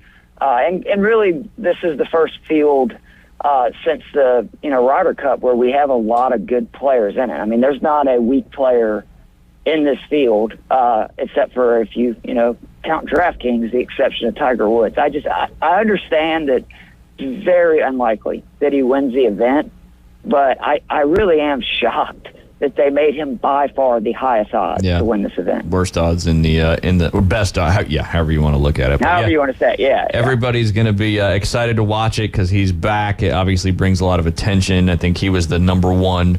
He won the biggest prize for the player engagement or whatever it's called, because he obviously brings so much to the game. Let me ask you another quick question about golf. I was mentioning your tweet earlier that you shared with the whole Jay Monahan thing. Do you think Jay Monahan is in or out? I mean, I said it from the get-go that I didn't understand how he could survive this. I mean, I really can't remember an instance of somebody who has been the head of a huge organization or company like this bundling something so bad and surviving. Yeah. And, I mean, again, how can the players trust him? And that's the issue, because the players do obviously have a lot of say-so in this. I mean, I think the rumors of Rahm potentially leaving only makes it harder for him, right? Because you would have to almost go out and say, look, we need, a change of leadership in order to do that. So I hope he's gone. To me, it's despicable what he did. It really is. I was with Jay Henley, banging the drum that, this is blood money. It is. And the Saudis had a specific agenda of what they were trying to accomplish. And the PGA Tour tried to take the moral standard, right? Or the moral standpoint that, we're the good guys. And then for him to flip-flop with, not letting it get out to anybody, including the people that are, the members of his organization. The organization that drive it, that make it successful. It's disgusting, man. He made all of them look like fools. Made me look like a fool. And I'm now to the point that whatever happens, it happens. It's a business. Unfortunately, that's the world we live in. It's all about money. And, I mean, what can I say? I'm going to continue to watch golf because it's a sport I love. But hopefully now with Tiger being in the position that he's in on the player advisory board and being arguably the most prominent figure all time in the sport of golf, that with his comments yesterday and all that, I think hopefully we're moving in the right direction that'll benefit the game of golf as a whole. It's going to be very interesting to see how that all shakes out. All right, Absolutely. And remember, he turned down reportedly $1 billion to go to LIV Tour. So, and I know Tiger has got more wealth than any, golfer in the history of the game, but it's hard to turn down $1 billion, right? But that shows that he cares about the PGA Tour, what it means, what it stands for. And so to your point, it's great that he's going to be a leader in, this transition. Yeah, absolutely. All right, we got about 4 minutes left in this segment before you get to your official lineup for this week coming up. But before then, most fantasy football leagues have 2 weeks left in their regular season. And if you're not in the playoffs, but you're on the cusp of maybe having a chance to get the playoffs, or you're just trying to ruin somebody else's playoff chances, what are some of the waiver wire pickups that may be a good addition to help kind of get any of those scenarios accomplished? All right, let's start with the defense. It's the Chiefs. They're 83% owned. I know they play Green Bay and Buffalo the next 2 weeks, which are, good offenses, but both Jordan Love and Josh Allen are guys that, they turn it over. But for the playoffs, the next 3 weeks after that, they face the Pats, the Raiders, and the Bengals. They've scored 7 or more points in 5 of 6, double digits in 4 of them. I think they're one of the legit best defenses in the league. I think their ownership's going to go down. It's going to actually be easier to get them because, again, they play the Packers and the Bills the next 2 weeks. If they're out there, I would absolutely scoop them up. It's a legit defense that you can have each week. Roscoe Johnson of the Bears, who unfortunately is on a bye, but he's 22% owned. We saw he got a ton of usage in his first action back versus the Vikings last week.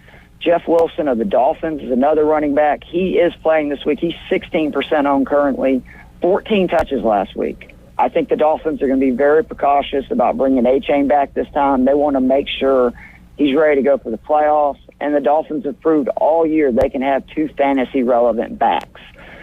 Some wide receivers, Jamison Williams, 21% owned, 2+ receptions in 4 or 5. We know the potential. I think he's going to continue to get more and more usage, targets, etc. You got 2 guys on the Cardinals, and Michael Wilson and Greg Dortch. If Wilson plays this week, he's the guy I'd go for. If not, it would be Dortch. But, in PPR leagues, they've accounted for 6 games of 9+ points in the Cardinals' last 10 games. Dortch has had back-to-back double-digit points. The Giants, again, this is another guy on a bye, though. Jalen Hyatt, the wide receiver, he's coming off a 100-yard performance. And I can't believe I'm saying these words, but Tommy DeVito has actually looked pretty good the last couple of weeks. And then finishing up with a couple of tight ends, Tyler Conklin for the Jets sees consistent volume, and then he's facing 3 straight bottom 9 defenses versus tight ends starting this week with my Atlanta Falcons. And then the guy I mentioned last week, Isaiah Likely, your boy from Coastal Carolina, he's still only 42% owned. He's on a bye, so you can go get him if you have a roster spot. And in that first game, 6 targets, 4 receptions. He faces 2 bottom 9 defenses in his next 4 games, so basically the playoffs. I think he's a good addition as well. Yeah, absolutely. And this is that time of year. If you're in the playoffs, you've got to set yourself up for success in the playoffs. And if you're trying to get in, you got to make the aggressive moves to try to make it happen. That's for sure. Because if the Eagles win this week too, which I don't think they necessarily will, I'm actually pulling for your Niners. But if they do, they're getting real close to just locking up the number 1 seed. Just be careful. If you have several Eagles offensive players, it may mean they may be resting when you need them the most. So you may want to make sure you have a backup plan. Yeah, definitely, especially if you have the quarterback on that team, and because he had the knee issues. Yeah, I think that's a lot of points. If we have just a second too, who's your MVP right now? See, my MVP right now is Christian McCaffrey. Okay. And he's not even in the top 6 because he's a running back. But it's ridiculous. Yeah. Mine's Tyreek Hill, which again, not in it. Yeah. CMC would be the other one for me, and they're going to. It should just become a QB award if CMC or Hill don't win it this year because they are by far the 2 most important players on 2 of the best teams in the NFL. Yeah, absolutely. And he's pushing. He leads the league in touchdowns. He just broke the Niners franchise record for rushing touchdowns with 6 or 7 games still left. He's going to get over 2,000 combined yards from scrimmage this year. He is the most important player on that football team. And I agree with Tyreek Hill, too. He is the most important. He will go over 2,000 yards if he doesn't get hurt. If he doesn't get, absolutely. Which was been done. What would Megatron get? Did he get over once? I think that's it. I believe he did it once. And that was the only person that's ever done it. He had one extra game, but yeah. Yeah, but still hard to do. Well, we got to take a quick break. When we get back, Keith will give us his official lineup for Week 13 of the NFL football season. You're listening to the Inside Drive. We'll be right back. ESPN Northwest Florida is already your home for the most live and local sports talk. And now we're taking... Oh, he got all of that one. The Inside Drive. Ryan Mulvey, middays, 11 to 1 inside the Bill Kramer Chevrolet Buick GMC and Kramer Marine Outdoor Studios. The latest reactions to the biggest stories happening right now. Plus, interviews, sports betting, and your calls. He's got to be pleased with that. On ESPN Northwest Florida. Good afternoon. This is Joanna on ESPN Northwest Florida with your weather forecast on this Wednesday. Mostly clear the rest of the day with a light breeze at 7 miles per hour coming out of the north-northeast and temps near 56. We will have partly cloudy skies and a wind speed of 6 miles per hour tonight and be cool at 40. And partly cloudy tomorrow and a high 63. Heavy rain Friday with a temp of 72. This forecast is brought to you by Ellis Agency Insurance. Thank you for keeping that dial at ESPN Northwest Florida. Rely on it. Hey folks, Chris Kramer with Bill Kramer GM. And the best place to listen to the Inside Drive with Ryan Mulvey is inside a brand new vehicle from Bill Kramer GM. And I want you to know we've got 10 times the amount of inventory on the ground as we did this time last year, and darn near all of them are discounted. So shop us online at BillKramerGM.com or visit us the corner of Frankfurt and 23rd. We'll make it easy and take great care of you.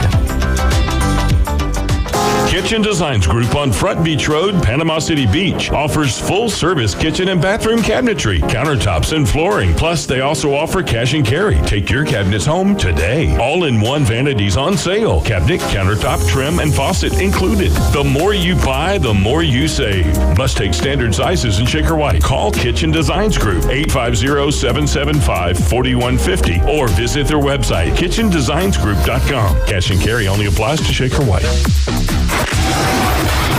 Do you suffer from political talk radio fatigue? We know that under the 49% rate, the U.S. Tune into the most fun and exciting new radio show on the Gulf Coast. It's The Inside Drive with Ryan Mulvey.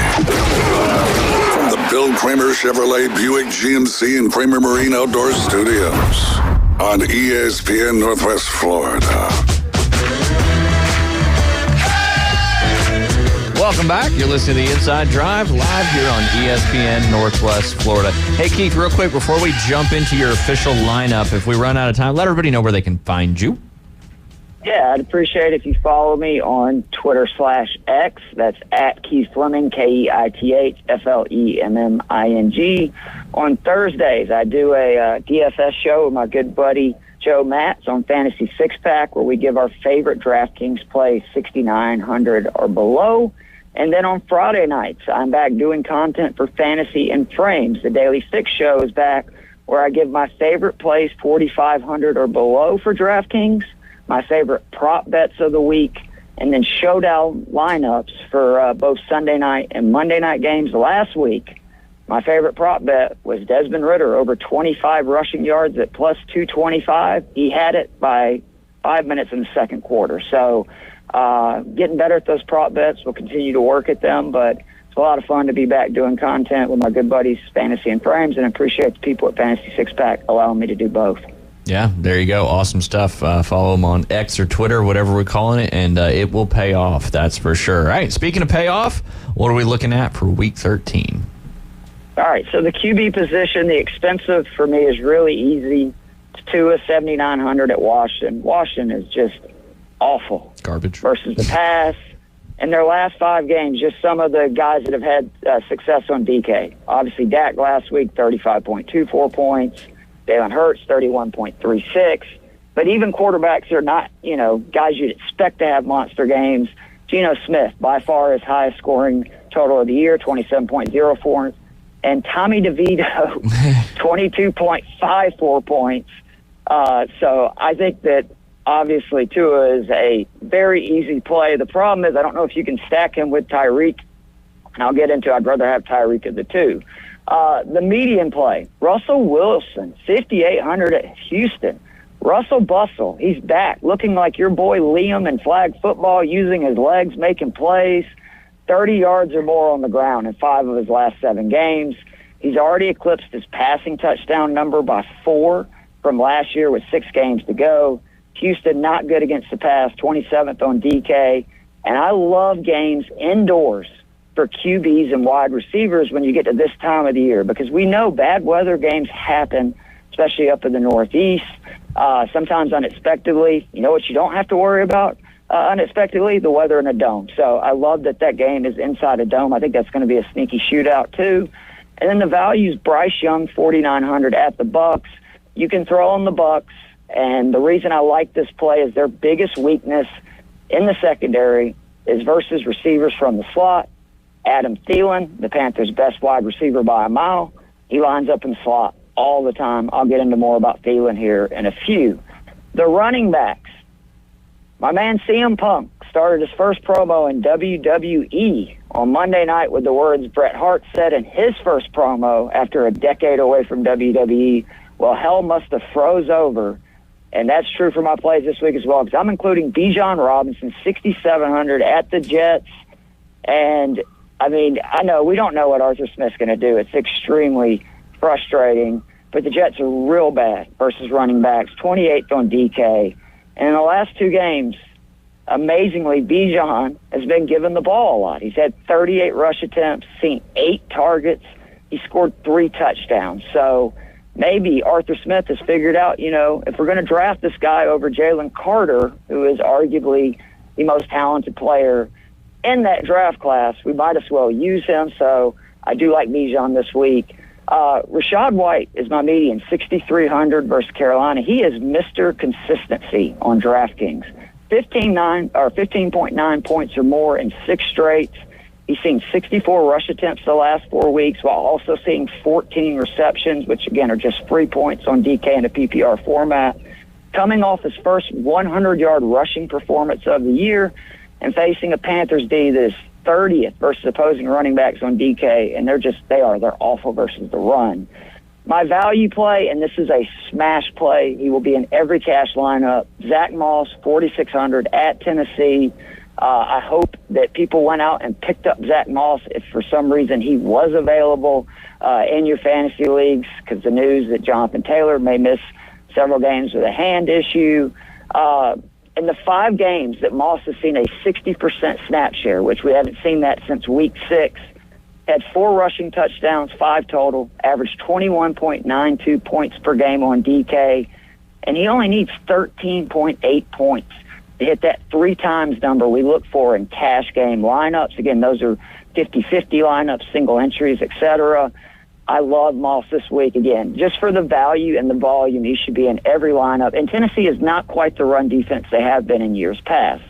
The wide receivers, again, the expensive Tyreek Hill. I think Allen joked yesterday on Twitter that he needs like 670 yards to hit the 2,000-yard number with 6 games left. He might hit that versus Washington this week. He is just, I don't know how they cover him. The last 2 weeks, the speedsters on the Cowboys and the Giants, Brandon Cooks and Darius Slayton combined for 8 catches for 170 yards and 2 scores. Now imagine what the ultimate speedster can do to this defense. Remember, Washington cannot get pressure. They trade away their 2 pass rushers. They can't cover. And what I also like is there's a good chance that I think Washington stays in this game, because Miami just lost arguably their best defensive player, safety Javon Holland. And I think that means Washington's going to score as well. So, Hill could end up having a monster game. My median play, another guy that is going to be in a lot of cash lineups from this week, is Adam Thielen, 6,600 at the Bucks. If you asked me last week, and I had several people on Twitter do that, I told everyone to stay away from Adam Thielen. He saw a season low in targets, receptions, and fantasy points, and that was because of the matchup. The Titans, who you can pass on, but they are the best defense for fantasy purposes against receivers lining up in the slot. Again, Adam Thielen has the 2nd most snaps from the slot among wide receivers in football. This week he faces a Bucs team that is one of the worst defenses in the league versus receivers in the slot. Josh Downs saw 10 targets last week, all of them coming from the slot. So I think Adam Thielen is going to get peppered this week with targets and could have a big day, because I expect the Panthers to be down and throwing. The value receiver is Jahan Dotson, 4,600 versus Miami. Again, this is kind of a hunch, but the Dolphins have issues with wide receivers. I mentioned they lost arguably their best player in their secondary, and Dotson scored double digits in 4 or 5 games on DK. In that span, he scored a touchdown in 3 of those 5 games and seen 30 targets. The tight end, starting with the expensive, this is with a but or asterisk next to it. Taysom Hill, 5,200 versus Detroit. This is a smash play, but only if the Saints end up missing both Olave and Rashid. We already know Michael Thomas is out for the season. There's a good chance both of those receivers also miss this week. If that is true, you're going to see Hill get a monster dosage of touches. He's seen 46 touches the last 5 weeks with both of those players playing. So I just think that he will be used passing game, rushing game, you name it, because I don't know how the Saints are going to move the ball. Alvin Kamara is also a very good play if those guys are out. He could have 20 receptions, like seriously. The median play, David Njoku, 4,100 at the Rams. Dave Eddy, host of the DFS Den, talks about it all the time. Volume is king, especially in DFS cash games. Njoku, 56 targets his last 6 games. Doesn't matter who the quarterback is, getting peppered. 32 receptions in that span. Double-digit points on DK in all 6. And the Rams are 25th versus opposing tight ends. The value, Tyler Conklin, 3K versus my Atlanta Falcons. The one advantage of watching your team week in and week out is you know the team's strengths and weaknesses. The Falcons cannot cover tight ends. We were reminded again last week when Johnson and Hill from the Saints combined for 100 yards on 4 receptions. Conklin's last 4 games seen a lot of volume, 21 targets, 19 receptions. Last week in Tim Bowles' first start at QB, who he is expected to start again this week, only Hall and Wilson saw more targets than Conklin. And a reminder of just kind of the guys that have had big games versus the Falcons. Hayden Hurst scored 15 points and was tight end number 1 in their matchup week 1. Cade Otton scored 24 points and was tight end number 2 in week 9. Both of those are by far their highest totals on the year. It's Hurst by over 8 points and Otton's by nearly 14. So I love Conklin at 3K. He's going to be in a ton of lineups. The flex, expensive. Give me Michael Pittman Jr., 7,100 at Tennessee. Scored double digits in every game but 1 this season. He's one of 5 wide receivers in the NFL that has seen at least a 20% target share of the team's passes in every game. And the Titans, again, were very good versus slot receivers, but they struggle against them on the outside. Pittman does line up inside, but it's only 30% of the time thanks to Josh Downs. I would worry about Downs this week, but expect Pittman to feast. The last 4 games, Pittman with Minshew at QB, 46 targets, 36 receptions, 294 yards, and a touchdown. My median play, rarely do this, but give me another tight end. Dalton Schultz, 5K versus Denver. They are dead last. The Broncos are versus tight ends on DraftKings. In the 4 games where Schultz has played a team 25th or worse on DK versus tight end, 79.8 points, that's 19.95 points per game. 24 receptions, that's 6 per. 298 yards receiving, that's 74.5 per. And he scored a touchdown in every single one of those games, 4 touchdowns. Love Schultz is another. This will be a week probably have a lot of 2 tight end lineups with Schultz and Conklin. And then my value, Greg Dortch. Now, if Michael Wilson comes back, you may have to reconsider this, but he's 3,300 at Pittsburgh. He's a smash play if Wilson is out of games. He's 3,300. In the last 2 games, Dortch played 70% or more of the snaps. He saw 17 targets and caught 9 passes. This is a pattern that goes back to last year, where he played 6 games where he played 70% of the snaps or more. In those 6 games, 52 targets, 43 receptions. So if you look at the 8 games over the last 2 seasons with 70% snaps or more, averaging almost 9 targets, just under 7 receptions, and just under 15 points per game, and he's 3,300. Again, if Michael Wilson comes back, you need to reconsider that play. But if he's out, Dortch needs to be in a ton of lineups. But those are my favorite expensive, median, and value plays for DraftKings Week 13. There you go. And you had a very successful week last week, right? I did, and ironically, it's just so funny how that works. I do the value article on Fantasy Six-Pack early in the week, and I kind of forget because, obviously my plays evolve and change. That's why I tell people to follow me and make sure you see my picks. I always send a tweet on Saturday with my favorite cash game plays. My cash game plays I sent out Saturday were unbelievable. I think it was like 11 out of 15, scored like 18 points or more. It was just a really good day. And then, unfortunately, I looked at my value plays. They all stunk. But if you did follow me on Twitter, you knew that Kyron Williams, I sent not 1, not 2, but 3 tweets before the game started at 1 p.m. Sunday telling everybody Kyron Williams at 6,600 needs to be in all your lineups. He went out and rewarded me with 41 points. Yeah, he kicked butt in the Bay Point Fantasy League that I'm in, that I'm doing a lot better than the other ones because I haven't lost yet, but that can easily change in the playoffs. I have Hurts, McCaffrey, and Kyron Williams, and I think they would have beat 9 out of the teams just by themselves in the league. So he was certainly a fantastic pick. If you had him chilling in your IR, he came back with a vengeance, and hopefully he can continue that against a tough Cleveland defense. Just remember, snap share, the volume is so much for him. He sees as many snaps as any back in the NFL, and he's proven he's very talented. And this is, McVay, who has always made running backs, really good. Think of Gurley. Even Darrell Henderson Jr. has been fantasy relevant for years. So, and I do real quick want to say, how about the Inside Drive Fantasy Football League, where every team either has 4, 5, or 6 wins. It's insane. It's as close as I've ever seen, that's for sure. And every point matters. And Moore put your wife over the top in that game last on Monday night, which was painful to watch. But then at the now end, she gets Jefferson back. My wife may actually win this league, and I will never hear the end of it. It's good though, right? Happy wife, happy life. All right, let's pivot to we got a couple minutes left. I want to get your thoughts. We were doing a little college football playoff predicting. Obviously, we all knew what the rankings were going to come out last night. We knew Georgia was going to be 1, Michigan was going to be 2, Washington was going to be, Florida State was going to be 4. They're all undefeated. Some of those teams aren't going to be undefeated anymore come this weekend. So I'm going to put your picks in there as the playoff predictor stuff. Alabama, Georgia, who you got? I do think Georgia ends up winning this game. I am a little nervous, but I think this is the best Georgia team out of the last 3, and it's because the offense is just so consistent. And I think that Alabama's quarterback, as good as he's been, he can make mistakes, and I expect Kirby to draw up some things that are going to confuse him. I think Georgia maybe wins 31-27. It's going to be a great football game, and maybe Georgia will break that streak of not beating Alabama ever in the Dome. So Georgia in that one. Florida State and Louisville in the ACC Championship. Who you got?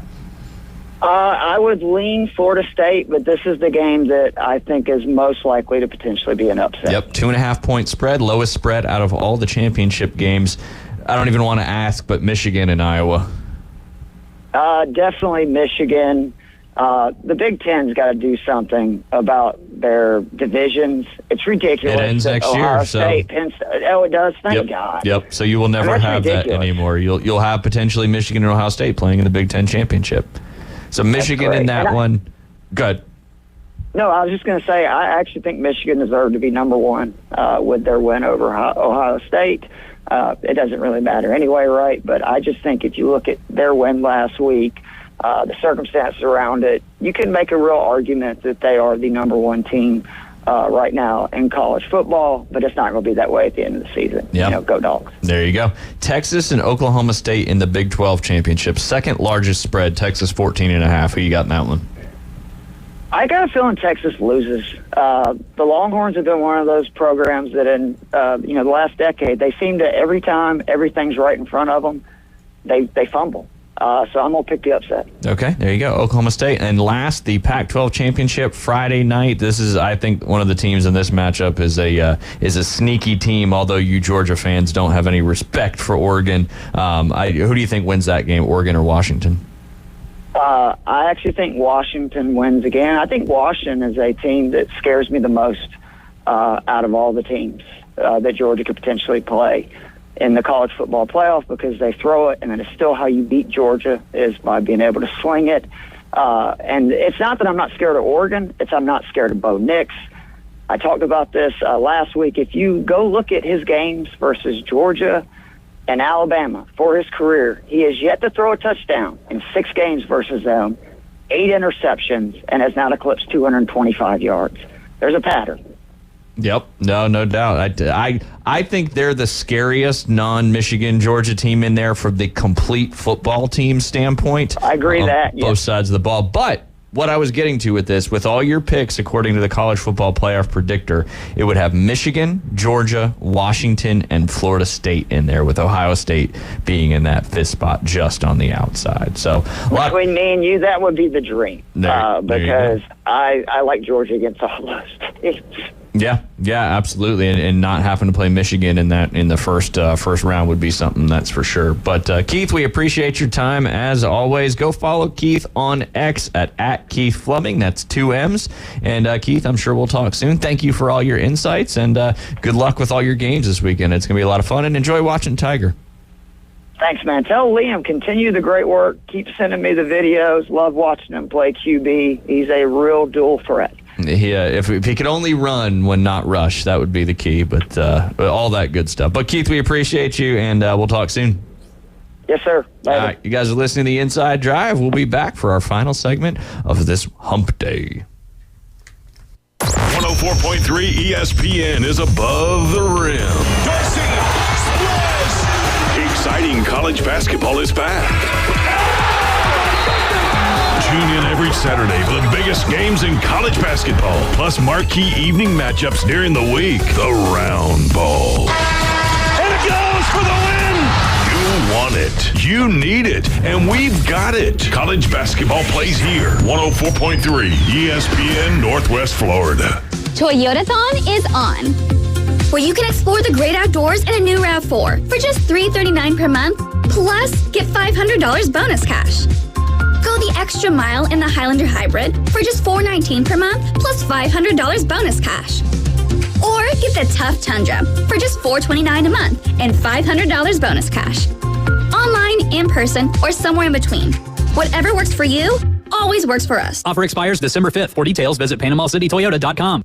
PCB Hobby, the beach's premier hobby store for sports cards, comics, coins, and trading card games. PCB Hobby carries the largest selection of boxes and packs from the latest releases of brands like Topps, Panini, Leaf, and more. Looking for a specific player or team? PCB Hobby has a wide assortment of raw and graded cards. They carry parallel rookie, game used, and autographed cards in both modern and vintage. Have a collection you want to sell? We buy, sell, and trade. PCB Hobby on Back Beach Road, just east of Florida Linen. Call 850-320-8388.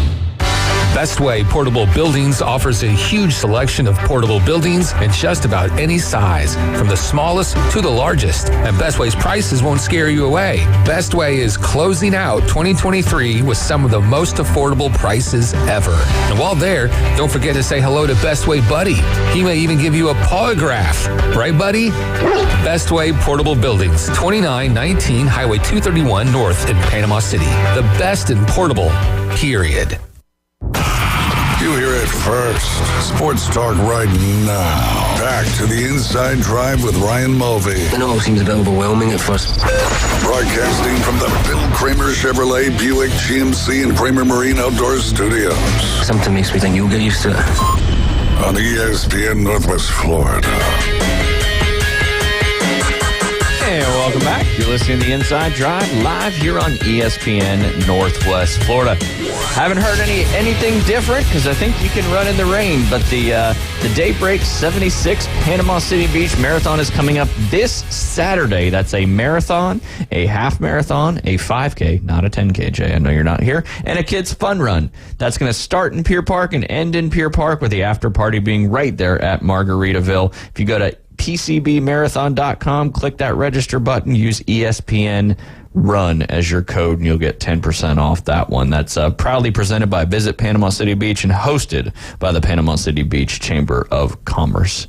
David, your Indiana Pacers are the number 2 seed in the one bracket in the in-season tournament. Yeah, they win every other game. There you go. Hey, and that's when you only play these games on Tuesdays. But like we talked about with Doc A yesterday, the in-season playoff bracket, or knockout bracket as they're calling it, is now set.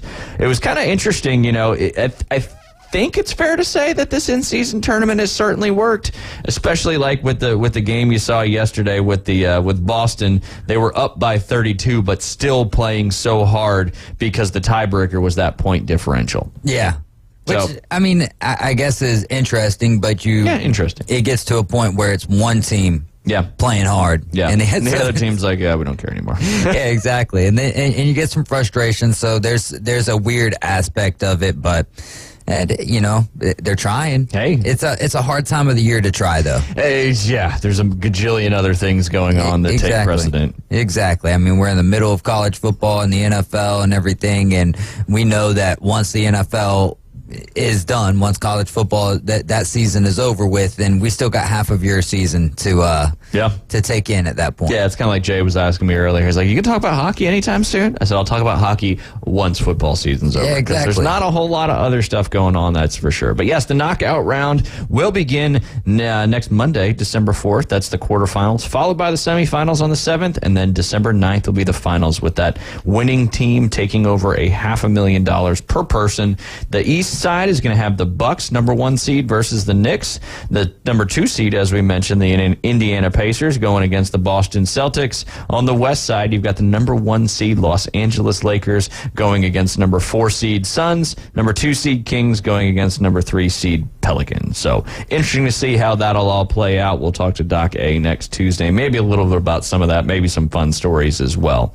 Don't know if you saw, David, Mark Cuban sold the majority stake of his franchise to Miriam Adelson and her family in a valuation range of $3.5 billion. Yeah, and he got it for like $285 million. An unbelievable return on investment there, that is for sure. Yeah, and they're taking it, but he still has control. Yeah, which is I mean, what else would you want?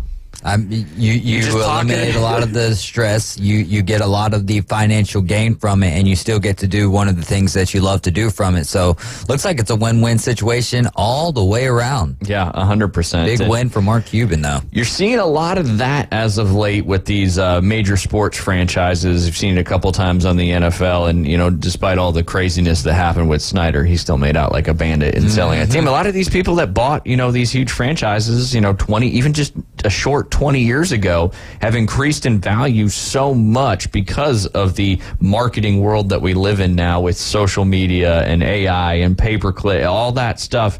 Just the sponsor dollars are worth so much more, making these franchises worth so much more. I mean, for the next owner to make what Mark Cuban made, which let's just say he paid $1 billion for it, he made 3 times his money. Yeah. Right, so at $3.5 billion, for you to make 3 times your money, you got to be making $9+ billion from that.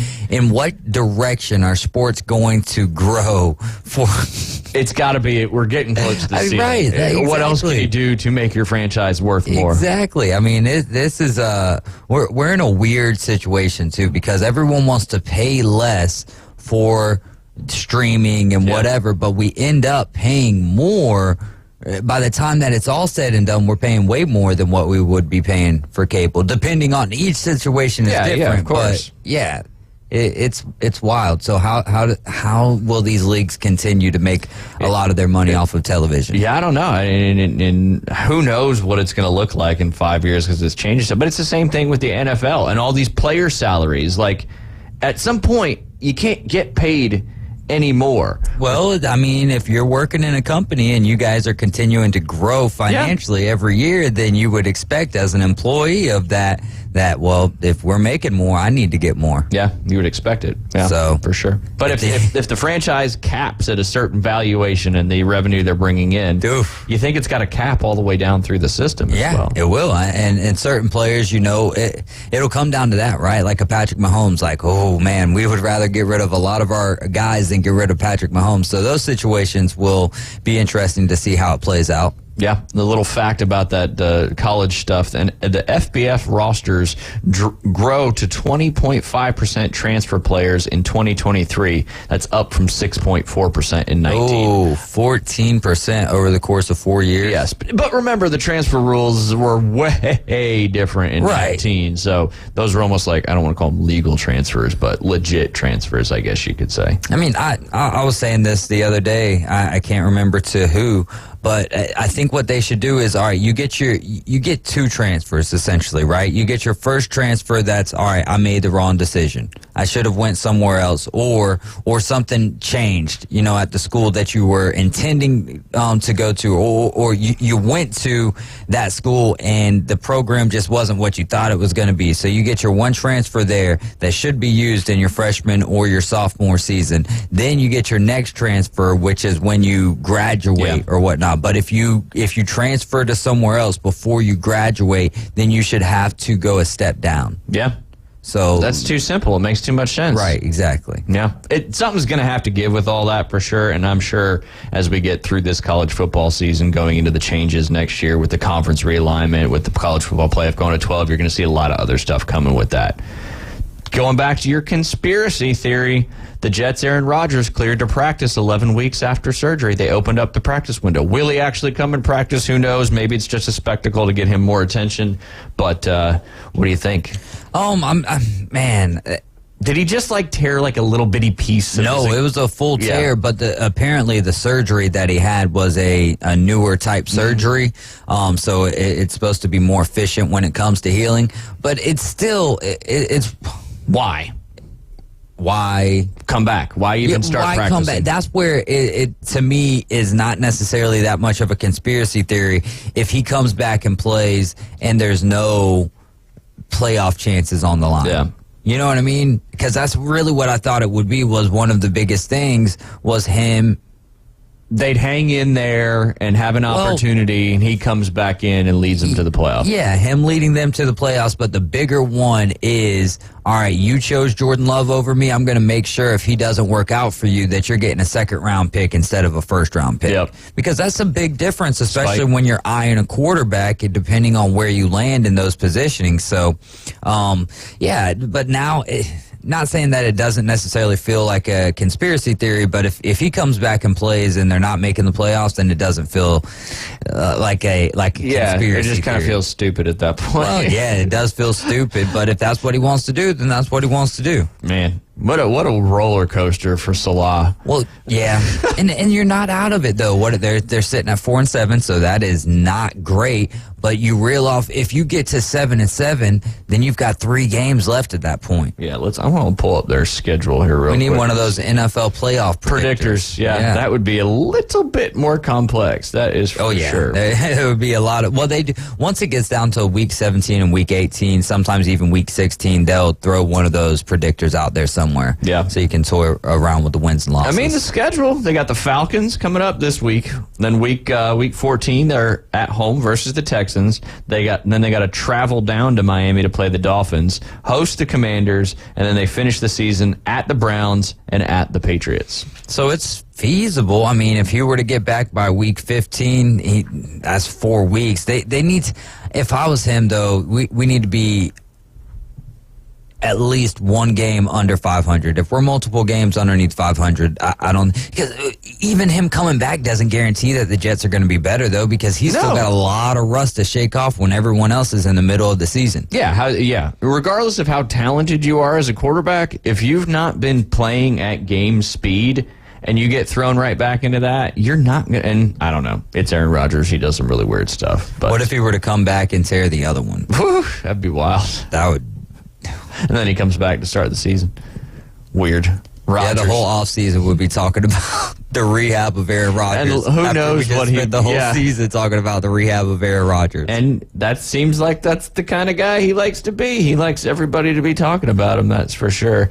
I know the game last week, I saw some stuff about him and Mostert were talking about, and he said he was still bitter about the 4 touchdowns Mostert scored in that, I think it was 2019 NFC Championship, maybe 20.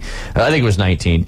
And Mostert told him, hey, man, sometimes you just got to let some stuff go. Mm-hmm. But speaking of playoffs, both playoff games in the one rural Final Four have been moved up to Thursday. Assuming that's because of the pending weather coming in? No, that is because the state championship game is going to be on December 7th, which is also a Thursday. So they want to give it the whole week. Yeah, instead of having a short week and preparing for a state championship game, give these guys a full week and preparing for that game. So they just waited till a couple days before to realize. Yeah, I think so. I read an article on WMBB saying that Bluntstown and Hawthorne were talking about it, and then by the time that we were on the afternoon show yesterday, Roy had texted that Bozeman and Madison County had moved there, so I just kind of assumed from that point that it was going to be both, and then WMBB put out the article not too long after that they will both of those games will be on Thursday. Yeah, I mean, they have to play on the same game. You can't not play on the same day.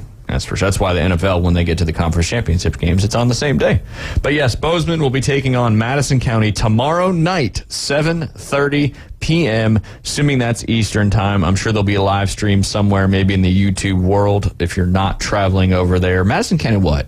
Janesville area? Yeah. And Hawthorne's in the same area, right? Wait, no, Hawthorne's east of Gainesville. Gainesville. Madison County just kind of up off. Not necessarily sure where Madison County is. If Madison County area off of I-10 is where Madison County is, then it's probably about 3 hours away. So not a huge travel trip, but traveling nonetheless. And that's the 1 and the 4 seed. That's Hawthorne and Bluntstown, and Madison County is Bozeman. So hopefully Bozeman can continue their magical run, regardless of what happens in that Final Four game. Just making it to the Final Four is something to certainly hang your hat on, and we'll definitely be pulling for the Bozeman Bucks here at ESPN Northwest Florida.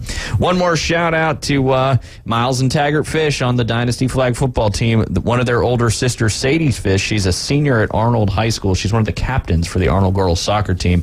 They got their first win last night, 6-0 over Mariana, and Sadie Fish netted a goal in that one too. So congratulations to her in that one. And hopefully Chris Kramer will be with us tomorrow, because I want to talk to him about the Florida Gators. And we still got to get Ricky Barnes on the line and hear about that great experience that he had down there in the swamp. What's up, AG? I don't like he can hear me. You probably can't. I don't know. But we're looking forward to a lot of great sports. Tigers back, championship weekend in college football, huge NFL weekend coming up. So we'll be reporting on all that, especially this afternoon on the Afternoon Underdogs starting at 4 p.m. Coach James Hale Show will be back tomorrow morning at 7 a.m. And then Jay, as far as I know, will be with me for the whole full 2 hours tomorrow. You've been listening to The Inside Drive. We appreciate you, and we will talk to you tomorrow.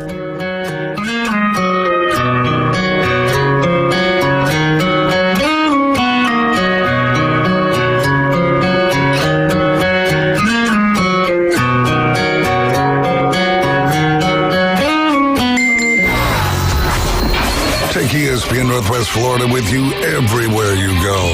Anytime, anyplace, anywhere. The Sports Talk and Live play-by-play doesn't have to end when you get out of the car. The ESPN Northwest Florida app streams your favorite Sports Talk hosts and the biggest games in ultra-high fidelity. This is of utmost importance in travel. Take the Sports Talk monster with you anywhere you go.